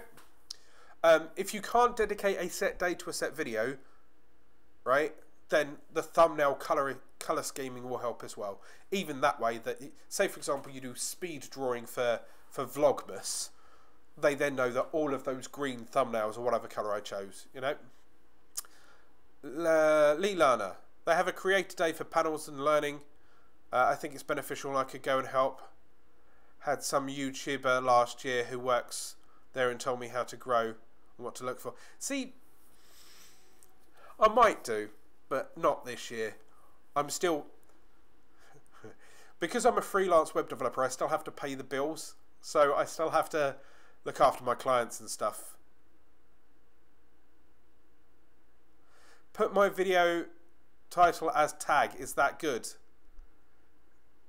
Yes, kind of. Have a look at my videos and you'll see I try to incorporate a tag within the title. How to get get more views fast, right? How to get more watch time, how to increase watch time, how to create subscriber link. The keywords there are subscriber link, more watch time, get more views. Yeah, so intertwine it within a title. Hello, Green Grabber, welcome. You get more subs for Facecam. Is that true? Yes. At the end of the day, if I'm playing a game, I could be playing that game with absolutely anyone I want, and I could have a headset, and nobody knows who I am. If there's a little face cam in the corner, they can engage with, that's who's playing this game. That's who I'm talking to. So yeah, I think it's personality, but it can work. That's for gaming. You can do voiceover work without ever seeing your face. Life Noggin, for example.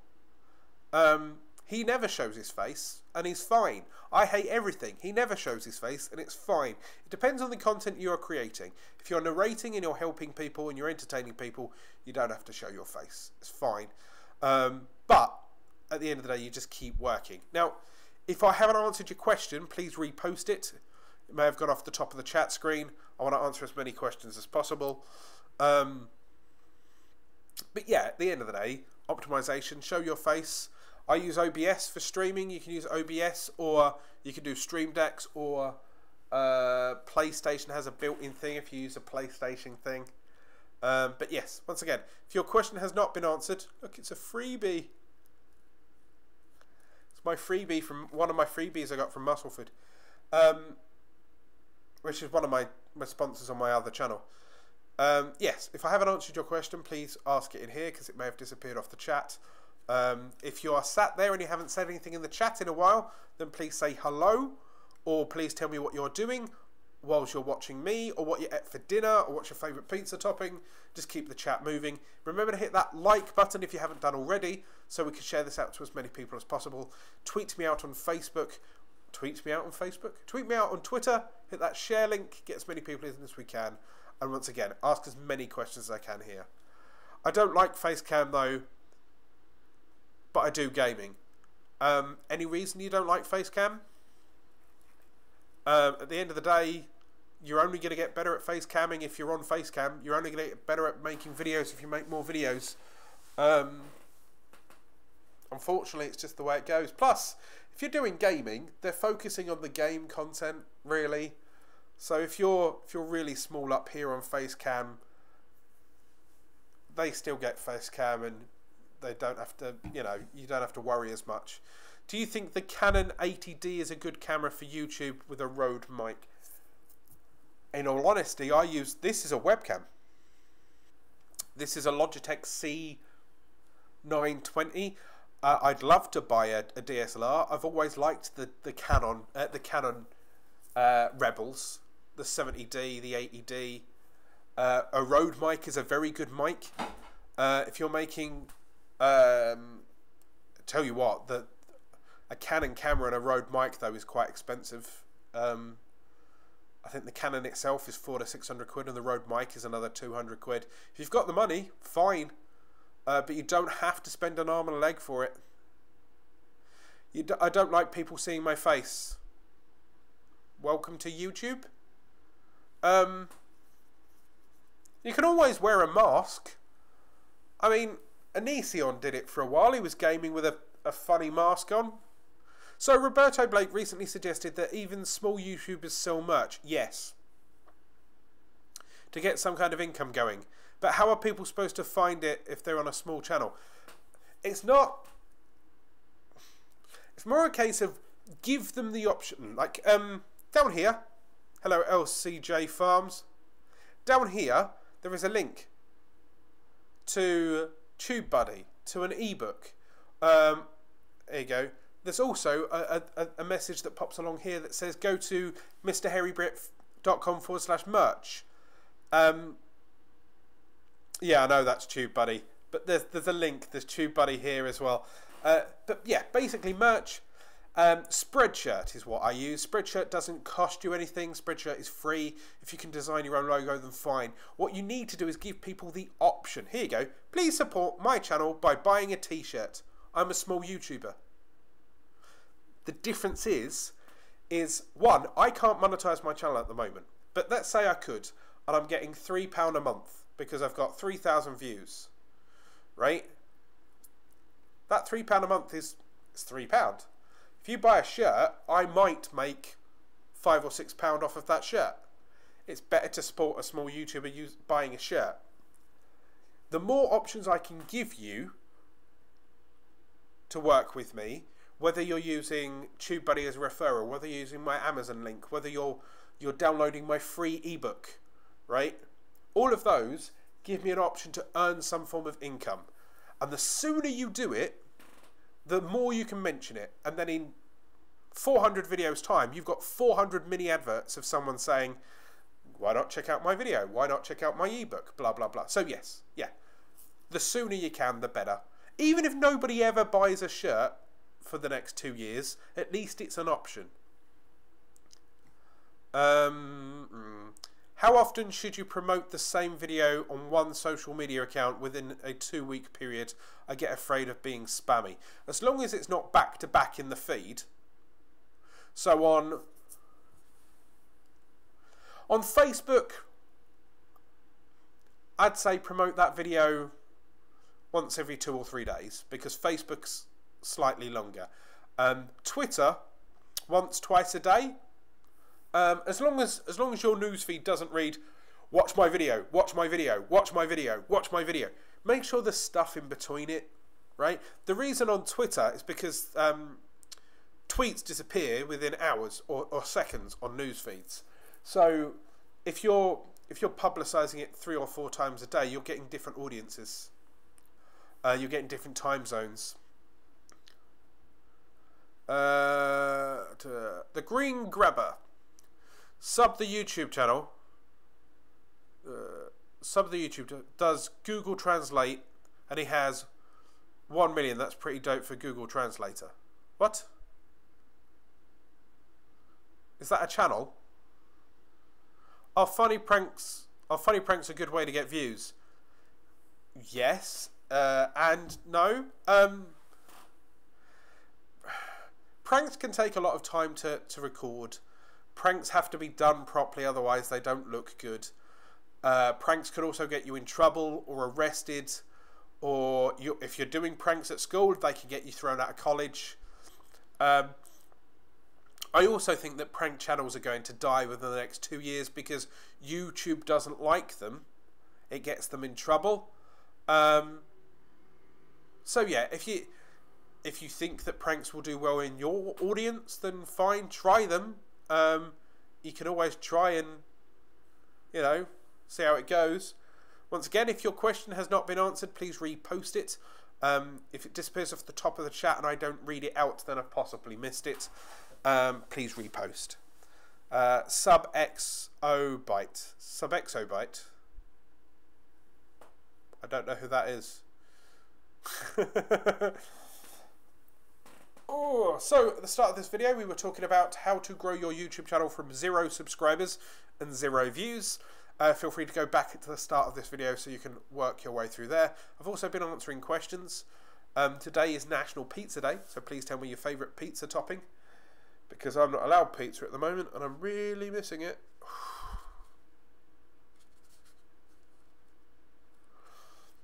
Tell you what, it's like Lucasade Fit water, not Spawn. It just tastes like weird purified water. A YouTuber called Sub uses only Google Translator. This YouTuber has 1 million subscribers. As in, like, he uses it to read out, like, news and stuff. You never know these kind of things. Like, it could be that he has the right audience, or that audience may be international, and that's a good way for him to do it. I use Google Translator in some of the translations of my videos. If you're in, say, for example, an Arabic an Arabic country, Indonesian, Spanish, German, Italian, I have translated descriptions and titles for some of my videos, but obviously not audio. Do you think one day YouTube will die, and when it does, do you think someone will make a replacement? It's been murdered. There's a fire alarm. Let's leave pizza alone. Time for cheeseburger shot. Oh, cheeseburgers. Yes, a gamer that uses Google Translator to speak. Fine. It's a gimmick. It's certainly something that I've never heard of before, so it's something new. Do I think YouTube would die? No. Google owns YouTube. Google's the first largest search engine on the internet. YouTube, I think, is only ever going to keep growing because more and more people now are able to watch video. I think YouTube's just going to turn into a massive video library in the end. So I can't really see it dying. I think Google's getting it to a point now where they make enough money off of it.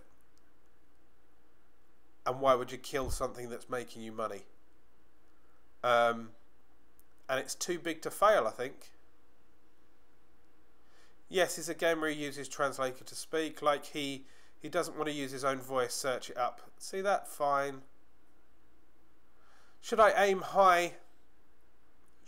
at high priority, high competition content, or less popular, less competitive? People say I should do the latter, but it's in my channel case, the former has been doing better. Do a bit of both. At the end of the day, like, high competition's there for a reason. High competition's people are talking about it the most. What you need to do is focus on the trend in that high topic area. So, yes, if Logan Paul does walk into a forest and be a complete prick, then make a video about Logan Paul, because people will be searching for opinions on Logan Paul. Same with speed drawing or music or anything like that.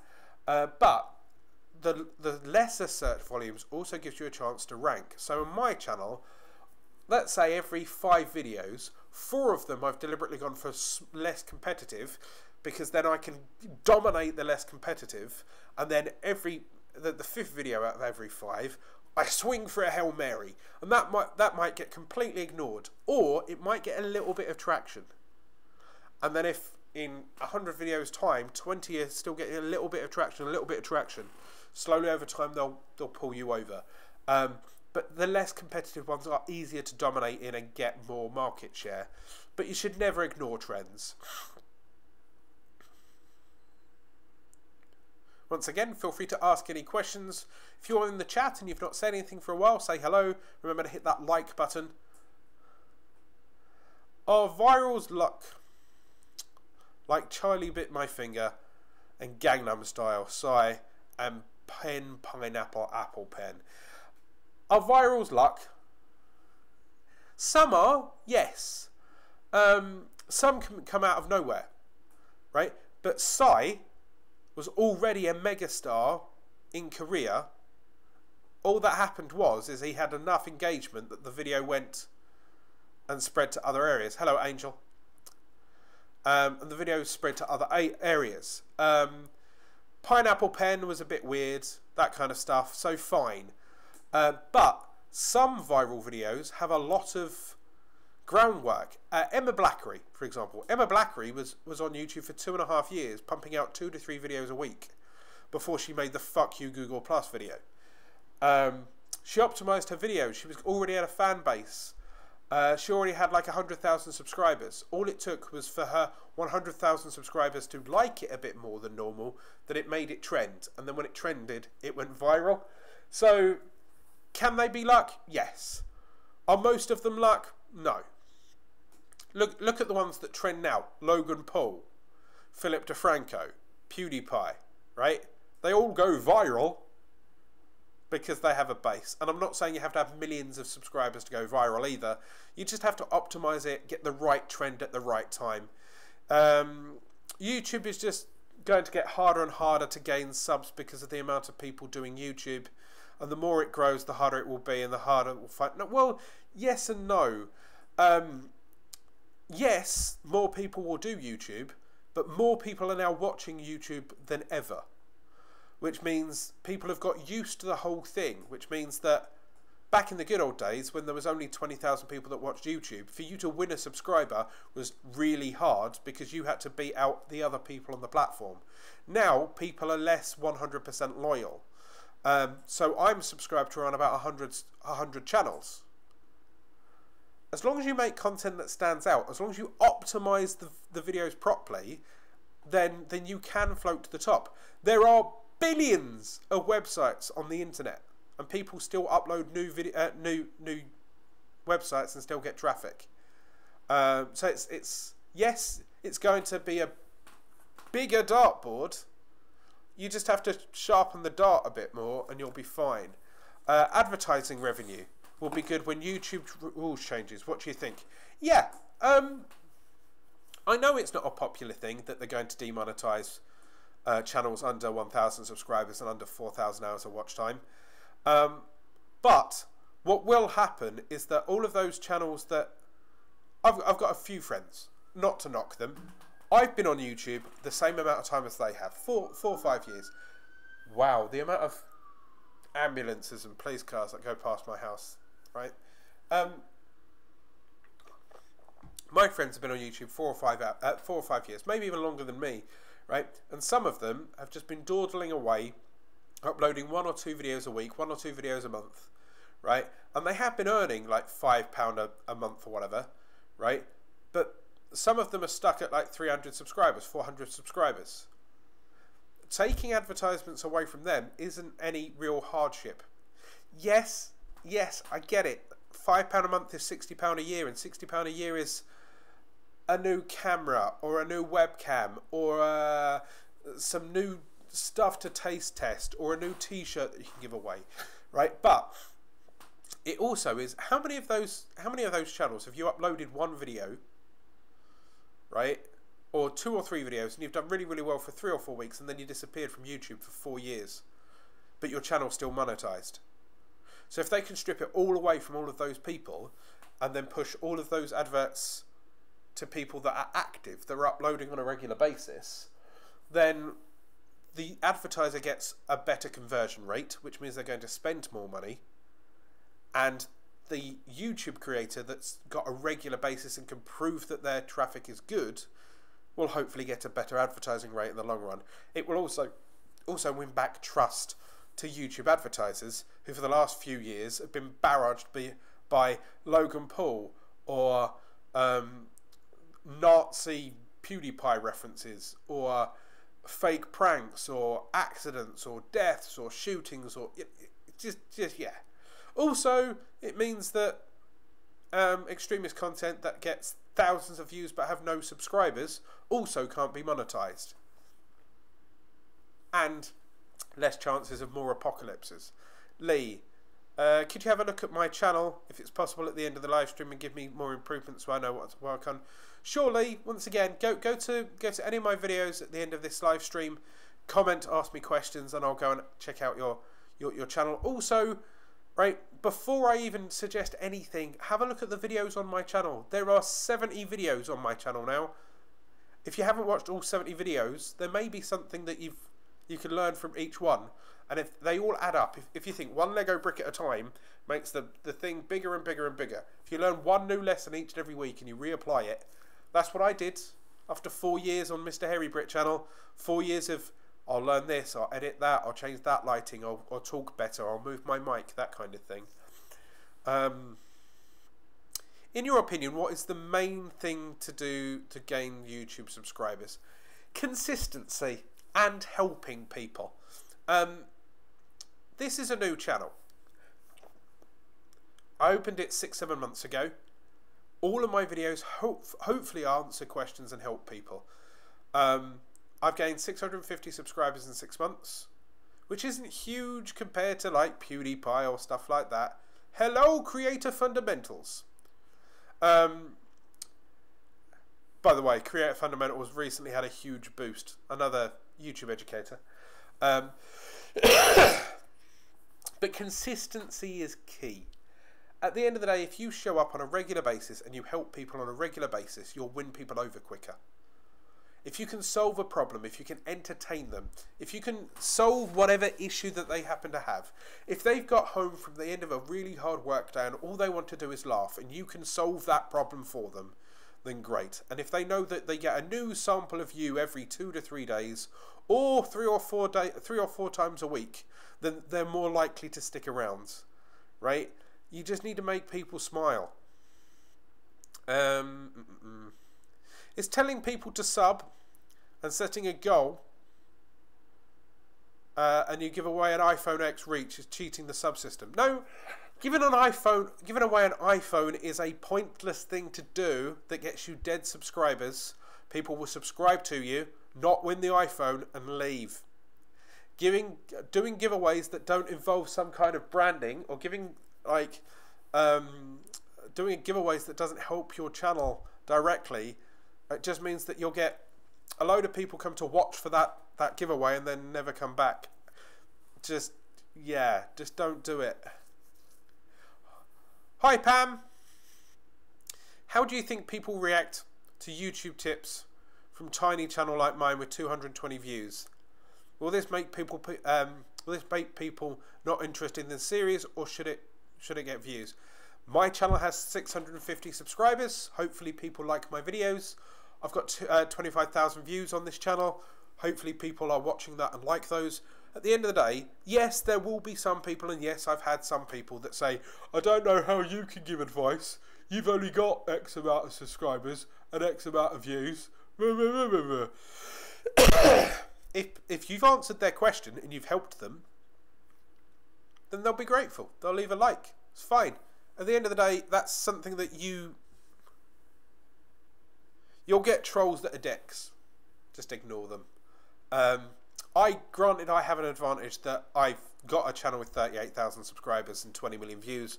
So when people troll like that and I get in a mood, I could just go and have a look at my other YouTube channel. Are you ready for that, dickhead? Brilliant.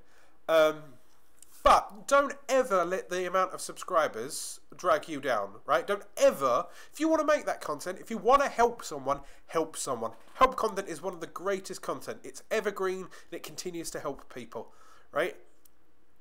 When I first uploaded my first video on this channel 6-7 months ago, I had 0 subscribers. I still got views and I still helped people.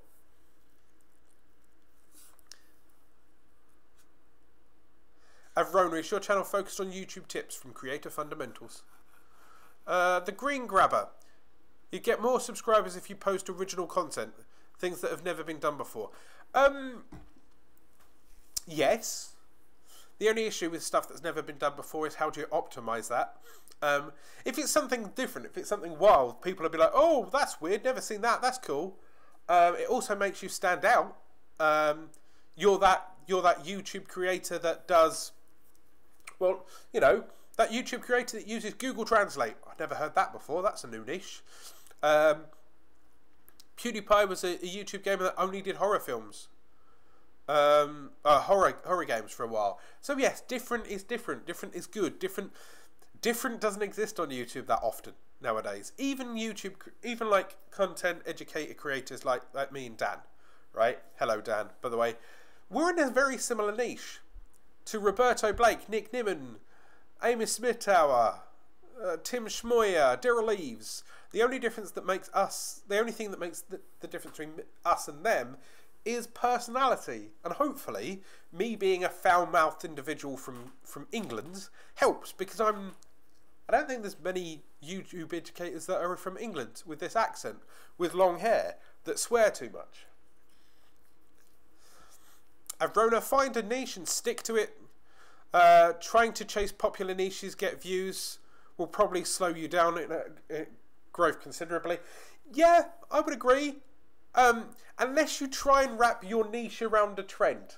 So try and backwards engineer it. So like, in my case, and in Dan's case, Dan will possibly agree, he managed to grab onto a trend which was, all small YouTubers are going to be demonetized. That was a trending topic immediately. Dan got out a video immediately on that topic and gave his spin on it, and his channel's about YouTube tips and tricks. So it kind of was a synergistic thing of, here's the trend. He then also put out a video immediately afterwards about how to get 1,000 subscribers and 4,000 hours of watch time. Once again, it's about the trend, but it was related, so it continued to flow, and he did really, really well. Semi-jealous, Dan. Well done. I think I've given enough experience, personal stories and tips from others that may get watched. Yeah, go for it. At the end of the day, if you want to do it, go for it. That's what this channel's about. After 4 years of learning on the Mr. Hairy Brit channel, me falling flat on my face and doing fairly well on other cases, I wanted to share the tips. People appreciate authenticity. Very much agreed. You're from England, Green Grabber? Brilliant. Where in England?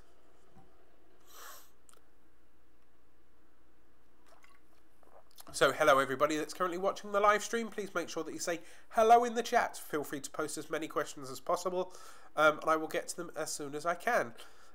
It's also National Pizza Day today, so please tell me your favourite pizza topping, or if you don't like pizza, what's your favourite alternative food to pizza? Is there an alternative food to pizza? Bacon. Just eat 100% bacon. Ooh. Once again, here I am sat here on a New Year's binge, 40 days into a New Year's resolution. I'm still being a good boy, and all I'm doing is talking about fast food. North Yorkshire, that's cool. I'm in Huddersfield, mate. It's not too far. South Yorkshire, not too far from Manchester and Leeds. Successful YouTubers like Jake Mitchell, Saffron Barker and Casey Neistat all started with 1,000 views per video. And if I don't get that, so what should I do to grow and starting point at 1K views a video? They probably got 1,000 views a video because they already had an influencer base. Hello Alex Music, hello Pam, hello Hera. Yeah, they probably already had an influencer base. I know Casey Neistat already had a TV show beforehand. That's possibly why they started at 1,000 subscribers. Or they were Viners, or they were Tweeters. I think you've got the drive. Don't get me wrong, but you need to set your expectations, right? If your channel's only just started, or even if it's been around for a couple of years, uploading a video won't immediately get you 1,000 views. Unless you're chasing a trend, or unless you're on a proper niche, or unless you're optimizing properly. I understand and I appreciate your excitement, right? But it's not an immediate thing. You have to set your foundations. Hello Alex Music once again. If you're a YouTuber that does challenges, do this, 24 hours on a set of baby swings. That sounds cool. I'm from London, Stratford. That's cool. Maybe start doing videos about, like, I don't know, London. How to survive in London. No one starts with 1,000 views videos unless they already had an audience. Very much agreed. Or, you know, they could have been popular on Twitter or Instagram or stuff like that. Like, or they're very, very, very lucky, and the first time they uploaded, they hit a niche immediately, right? Or they bought views, or whatever. 1,000 views a video is not realistic for a start, little guys. Very much agreed.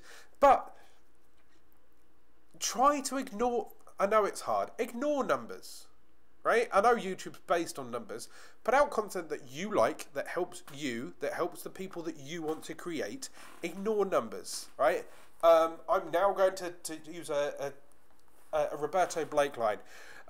Marcus Brownlee put out 1,000 videos. 1,000 videos? 100 videos. Right? It would help if I actually remembered the quote. Marcus Brownlee put out, I think it was 1,000 videos before he even got 1,000 subscribers, or 100 videos before he even got his first. No, I think that's right. I think 1,000 videos before he even got his first 100 subscribers. Ignore the numbers. Create stuff that people want to watch. Create evergreen content. Create stuff that you like. Because otherwise, if you don't, and you just keep chasing trends, you'll fall flat on your face or you'll burn yourself out. Right? I admire the excitement, but just pick a niche, focus on that niche, drill down into that niche, get as niche into that niche as you can, right? I've got 70 videos on my YouTube channel about YouTube. I'm even talking about how to create features in YouTube, right? I'm not done. I've got a Word document with about easily 80 videos that I still want to create, and every day I still add 2 or 3 videos to that. I go to other creators and I'm like, I could put my own twist on that. I'll be honest. Dan, hello Dan. The reason why you found me in some of the search terms and search keywords is because I liked the video that you created and I thought I could put my own twist on it. Dan found me, and Dan subscribed to me because he found me in the search terms that he was competing with. That's how you do it. That's how you grow. If my Mr. Hairy Brit channel gets around about 30,000 views a day and around about a million views per month. Why? Because there's 800 odd videos on that channel. 800! I just kept grinding them out. Some of them get views, some of them don't. Some of them are optimized, some of them aren't. At the end of the day, keep going, keep practicing. The more videos you put out there, the better you will get at them. The better creations you have at them, the better you can do your graphics, the better you can talk to a camera, the more comfortable you happen to be, the better the gaming footage happens to be, the more you can engage, the more you can talk. The practice. I can't say it enough. I really can't, right?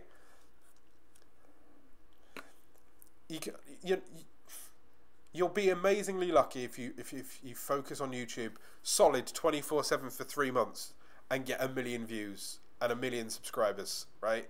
It doesn't happen like that. It's such a grind, right? But if you grind, when you finally get there, you'll appreciate it more. Casey Neistat had a show on HBO. Be willing to put in 12 to 18 months without reward. Very much agreed. Very much agreed. No one's done the baby swing challenge. Someone do it, or persuade my brother to do it. It does sound cool. So hello everybody that's currently watching the live stream. Please remember to ask questions in here. If I haven't answered your question, please repost the question, because otherwise it's scrolled through the top and I've completely missed it. And I don't currently have the chat open. I did 100 videos over 7 months before I saw to see noticeable growth. See, yeah. Me and Create Studio started around about the same time. I think it's about 2 months in front of me. He does 3 videos a week, and I only started with 2 videos a week. And he was very, very lucky is the wrong word, because I don't want to insult you, because that's not right. He's been grinding really, really hard. He's got 100 videos, and he keeps going. Right, he got a good niche, he got a good tag, a good description, and his channel's really taken off. He deserves it, right? And if I remember correctly, not that I was stalking you, Dan. Dan went from around about 800 subscribers to now what, 3,000, 3,500 subscribers, right? So it can snowball and it can do really well, or you can sit there for a while. My Mr. Hairy Brit channel, it took me 3 years to get to 8,000 subscribers. 3 years. It then took 12 months to go from 8,000 subscribers to 38,000 subscribers. So just get the hook. Just get the hook. Alex Music, how long you did YouTube for? It's going to be 5 years come end of June. I gave unfortunately my father died when I was fairly young, so I gave my sister's Father of the Bride speech. and I was in front of 50, 60 people. And I quite liked chatting and laughing, and I was nervous as fuck, right? But I made them laugh. And then a friend at the time was saying, like, I think you could do this. 3,961, but who's counting? Well done, man. Well done. Dan, actually, right? I'm going to ask you out in public. It's like speed dating. Dan, you know you love me. Drop me a message on Facebook. Maybe we can collab if you're up for that. Even if it's video swap. And if you don't, I understand. I appreciate that. It's cool. Just think we're in the same niche. But anyway, yeah, so I did the best man speech, the father of the bride speech, and quite liked it. So I started making videos. My first few videos are horrific. They're movie reviews, they're me making jokes, they're me sat on a sofa. Horrible orange YouTube videos.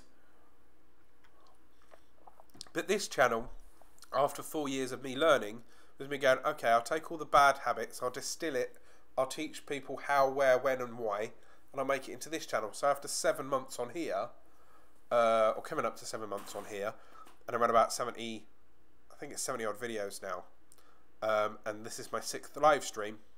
At that point, cool Dan. At that point, yeah, I'm doing fairly well. But yeah, just keep going. Blooming hell, Dan. Yeah, I know, it's great, edit. Dan, I just love to do the same. I just want to hook that. If I could just hook the next comment. Like I did a live stream when Susan brought out the changes. I thought, oh, I could, you know. But you know, I'll get there. And if not, I'm more than happy grinding. I've got a 3 to 5 year plan for this channel. I've already got a couple of clients through this channel. That's fine. That's all I want. It's cool. Lee, is scheduling for try that. Is scheduling for React videos a day? Is scheduling 4 React videos a day a good idea? I've seen a channel called React Bro do this for growth. No, do not. Right, as a large YouTuber, the rules are different. As a large YouTuber, you can spam the shit out of sub boxes, and that's fine. PewDiePie puts out 2 to 3 videos a day. Why? He's PewDiePie. The React Brothers, right, or the Fine Bros, they're a huge channel. They put out 4 videos a day because they want to make money, right? If you are a small YouTuber and you pump out more than 2 videos a day, you are swamping your subscribers and you are reducing the chance of people watching you. Don't ever put out more than 2 videos a day unless you are huge. Good Mythical Morning, good example. Good Mythical Morning put out 4 videos at exactly the same time every day now. I used to watch Good Mythical Morning. I don't anymore, right? Because I don't want to watch 4 videos. Or if I did, I'd watch the first one and not the last 3. They're a large channel. It can help, but it can hurt. Just don't do it. Success is where preparation meets opportunity. We all do this. We can all we can do is be prepared when it shows up. Exactly. And also just keep showing up. At the end of the day, I've deliberately got a YouTube 2018 algorithm playlist because hopefully, normally in about May, the YouTube algorithm changes. So I'm hoping people go and Google algorithm change and they go and find some of my old videos. Or some of my videos started with nothing and they're slowly starting to hook up now. Whether it's my channel authority or whether people are searching that topic. I did a load of videos in October with 2018 in the title and the tags. So it's fine. So yeah. And yes, once again, welcome Dan. Thank you. I'm now around about 350 views away from 10,000 views. 350 views is a lot for my channel, but I already want to plan some kind of milestone video. What can I make and still have people watch it? Have a look at, once again, have a look at the videos that people liked about your channel. Maybe make one based on your most popular video, or be honest. I haven't got an audience. I haven't got an audience for a video that's specifically tailored to my video. I don't have enough of them. You can always have... Yeah, ditto Dan, similar. I must have about 20 videos for 2018 in it. You can always make a video and be open and honest, talk to people. I know that's what I did when I started hitting milestones on the Mr. Hairy Brit channel.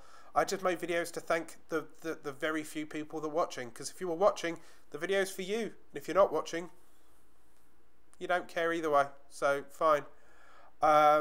Would you say it's possible to, with Grind, for anyone doing YouTube with grinding for 10 years, for anyone to get a diamond play button? No! Now,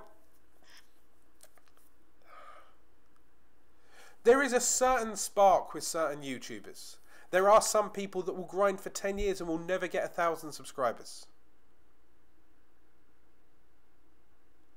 Don't get me wrong. The more effort you put in YouTube, the more it will give back in the long run. But you have to be... It's not just about content. It's learning. Are you learning how to edit your video? Is your video edited properly? Have you got lower thirds? Are you doing promotion properly? Are you doing the cards? Are you doing the annotations? Are you engaging people? Are you commenting? Are you communicating with people properly? Are you answering their questions? Are you optimizing your video? Is there a good title? Is there a description? Is there a decent thumbnail? Are you using playlists? Are they playlist series? Are they interlinked? Are you writing trends? Are you see what I'm saying? Like, it's so many things that you have to click. So yes, in theory, in 10 years, if you continued to grind and you really, really, really, really worked at it, there is a chance. But that's the same as in 10 years. If I was to play football for 10 years back to back to back to back to back, could I be the next Ronaldo? No. Because Ronaldo's Ronaldo, and there's something weird about that genetic freak, right? Take care, Dan. Message me on Facebook, mate. Thank you very much for popping in. But yeah, basic. I know that sounds really disheartening, but at the end of the day, in 10 years, the more tricks you learn, the more skills you learn in 10 years, the more chances you have to make it. Exactly. Don't just grind evolve. Because if you're doing the same thing every day for 10 years, you haven't learned anything new. Have a look at my very first Mr. Hairy Brit video. It's horrific. It's hideous. Have a look at this one. It's a live stream with a ticker, right? With a chat, with a information. There's 70 videos on my channel. It's a decent camera. It's a decent audio. That's not what my first video was on Mr. Hairy Brit.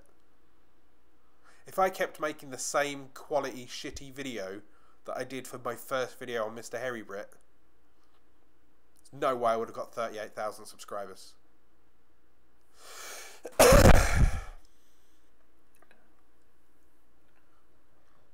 I'm running out of water and my tea. So hello everyone, if you've made a comment that I have not read, if there is a question that you would like to ask that I have not answered yet, please leave the the comment in the chat and I will get to it immediately or as soon as I see it. The start of this video was me talking about how to grow your channel from 0 subscribers and 0 views. So, you know, feel free to go back and watch that at the start. And yes, if I don't receive any questions, then I, you know what I normally do, grind this live stream to a halt. If you're if you are watching, by the way, and you haven't commented in a while, please say hello so I know you're alive. Please let me know what you're doing. Please tell me how many subscribers your channel has, how many views roughly you get per video, or tell me your favourite YouTube creator, what content you're into. Do you like comedy? Do you like music? Do you like gaming? That kind of thing. In the meantime, I'm going to start drinking my tea.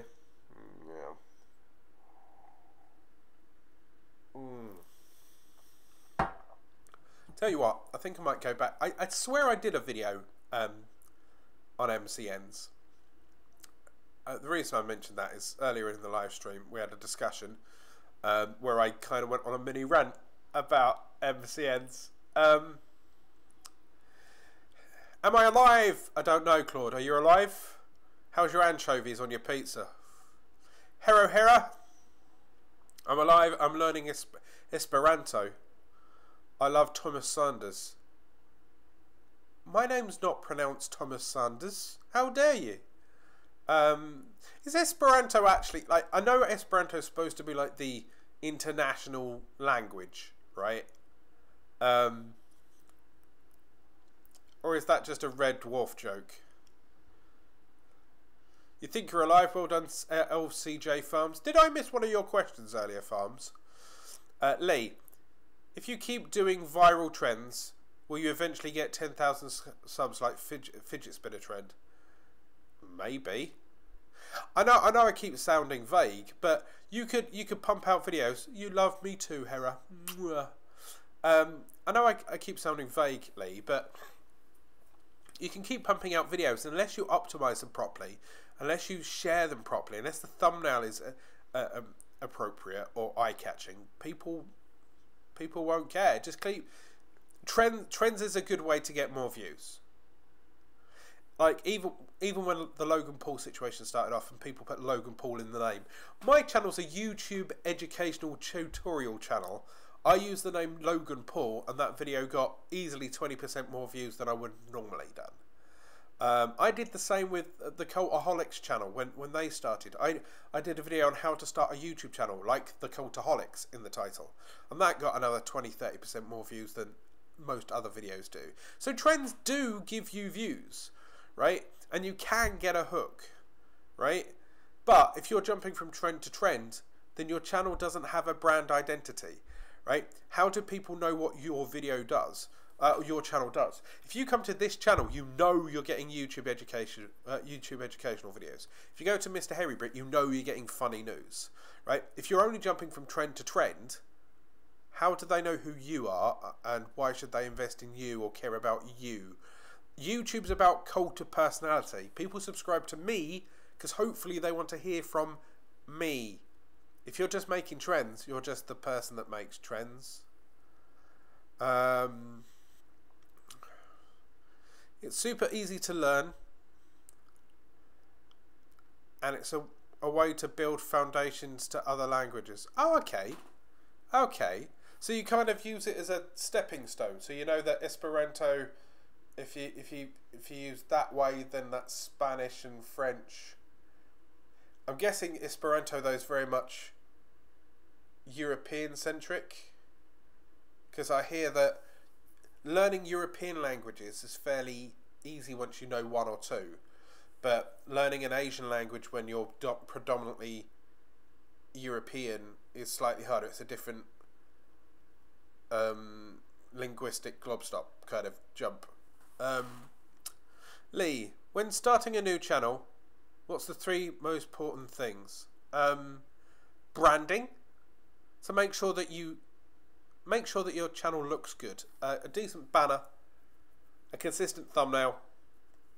2, optimization. Make sure that when you're uploading a video, that it always is focused on a keyword. And niche. Every channel should have a niche. Every channel should have a core anchoring point. Mr. Hairy Brit is around funny news, and every now and then I do personal vlogs, but predominantly it's funny, weird news. On this channel it's YouTube educational.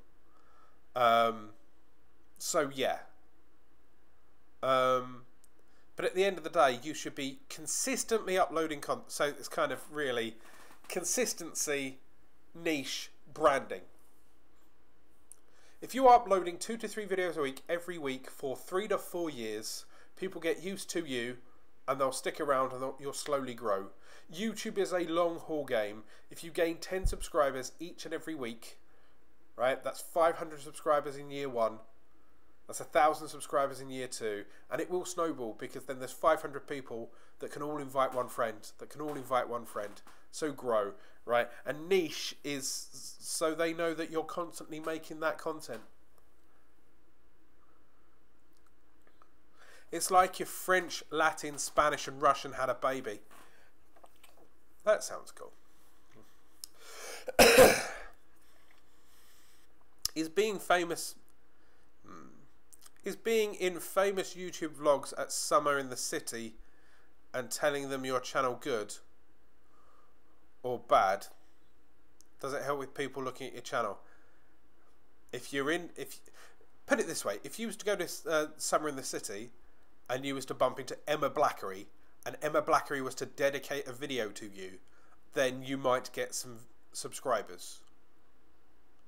If you're a bit part and you say hello or you walk around in the background shouting your channel name out, you will get ignored. LCJ Farms. I thought the language of love was the international language. Yeah, unless you're Harvey Weinstein and then you've got a restraining order, right? Or we're going to start talking about the strap-on like I was talking about in the last video, yeah?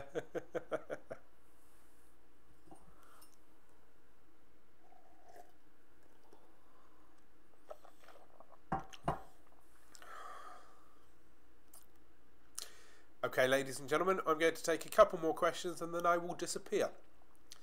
If you'd like that question to be your question, please leave the question in the chat there. If you are alive, please tell me you are alive. Please tell me your favourite pizza topping. Or what you order when you order from a fish and chip shop. Averona. I'm attending the Insomnia Gaming Festival in March, April. What can I do to somehow promote my channel at that event? Start making videos about the event. I did the same with Download Festival, and it does quite well. Put like Insomnia Gaming Festival vlog, and then go around the festival. Make a montage of here's this place, here's that place. This is what I did. This is how I went there. Or tips on how to 10 things what to bring to Insomnia Gaming Festival. I did quite well with my Download Festival videos. I get a fair bit of traffic each and every year around about the same time. Unfortunately, I don't think you can promote you as a YouTuber, but if you promote your experience of you at that event, I know that I've watched. I went to Download Festival and then I watched other people's festival vlogs to see what they did at the festival. It's kind of to reminisce about it.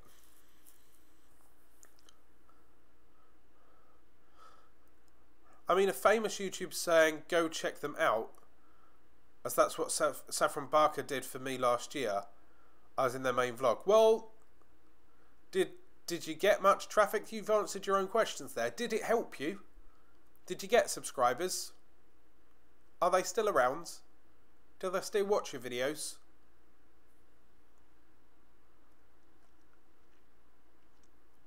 Are you maybe attending Insomnia 62, by the way? No idea. No, I'm not attending any event. I'm an introvert kind of guy that works from home as a web developer. I'm not going to any events. I might like now I know that Summer in the City does learning events, keynote speeches and stuff like that. I might go next year so I can actually learn. Depending on who's there. I've always wanted to go to like a VidCon, but the nearest VidCon's like Amsterdam for me. I might go to Amsterdam with my best mate. I can sneak away to the convention and he can sneak away down to some rooms that are lit with red lights, because he really likes traffic lights. They're fantastic. I'm just not wired that way. Itchy nose. Thomas Sanders shared one of my videos and it got me about 800 views and 60 subscribers. See?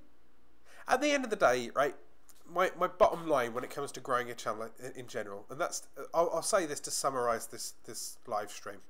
This is how I'll end it, basically. At the end of the day, for you to grow, doesn't sound like they listened to me. At the end of the day, for you to grow your channel, you have to be consistent. You have to be willing to learn. This is for everyone, by the way. You have to be consistent. You have to be willing to learn, and you have to be willing to do the long haul.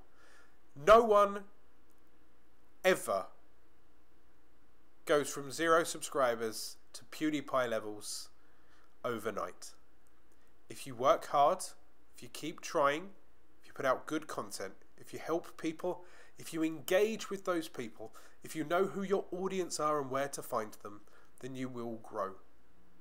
This channel is 7 months old. I've been hunting out YouTubers to help them. I've been creating evergreen content and answering questions. I now have 600-ish subscribers, and I think I'm growing fairly well. You can do the same, whether you're knitting, whether you're doing makeup, whether you're doing speed drawing, whether it's music, anything. At the end of the day, stay committed, keep going, never give up. Hunt out trends, but don't ever expect immediate growth. You're not going to jump overnight. YouTube will always be a hobby until it becomes a job. So never, never neglect your own education or your own career. At the end of the day, somehow you've got to pay your own bills. No matter how tempted you are, throwing everything 100% into YouTube and forgetting all else is very harmful. Have a very healthy life, work, hobby balance and you will be fine. Right, everybody, I'm going to disappear. If you have any questions that I have not answered, please leave them on any of my videos and I will try to help you. In the meantime, there are links in the description. Try TubeBuddy. TubeBuddy is a free plugin that can help you with your optimization. There is a link in the description down below. There is a free ebook, 10 tips on how to start and grow your YouTube channel. That ebook, once again, is in the description down below. There's playlists down below and there is 70 odd videos on my channel that can help you grow and learn. Hopefully they can help you. Go out there, start creating, and I will see you soon. I'm now going to take a giant slurp of my tea. And wave goodbye.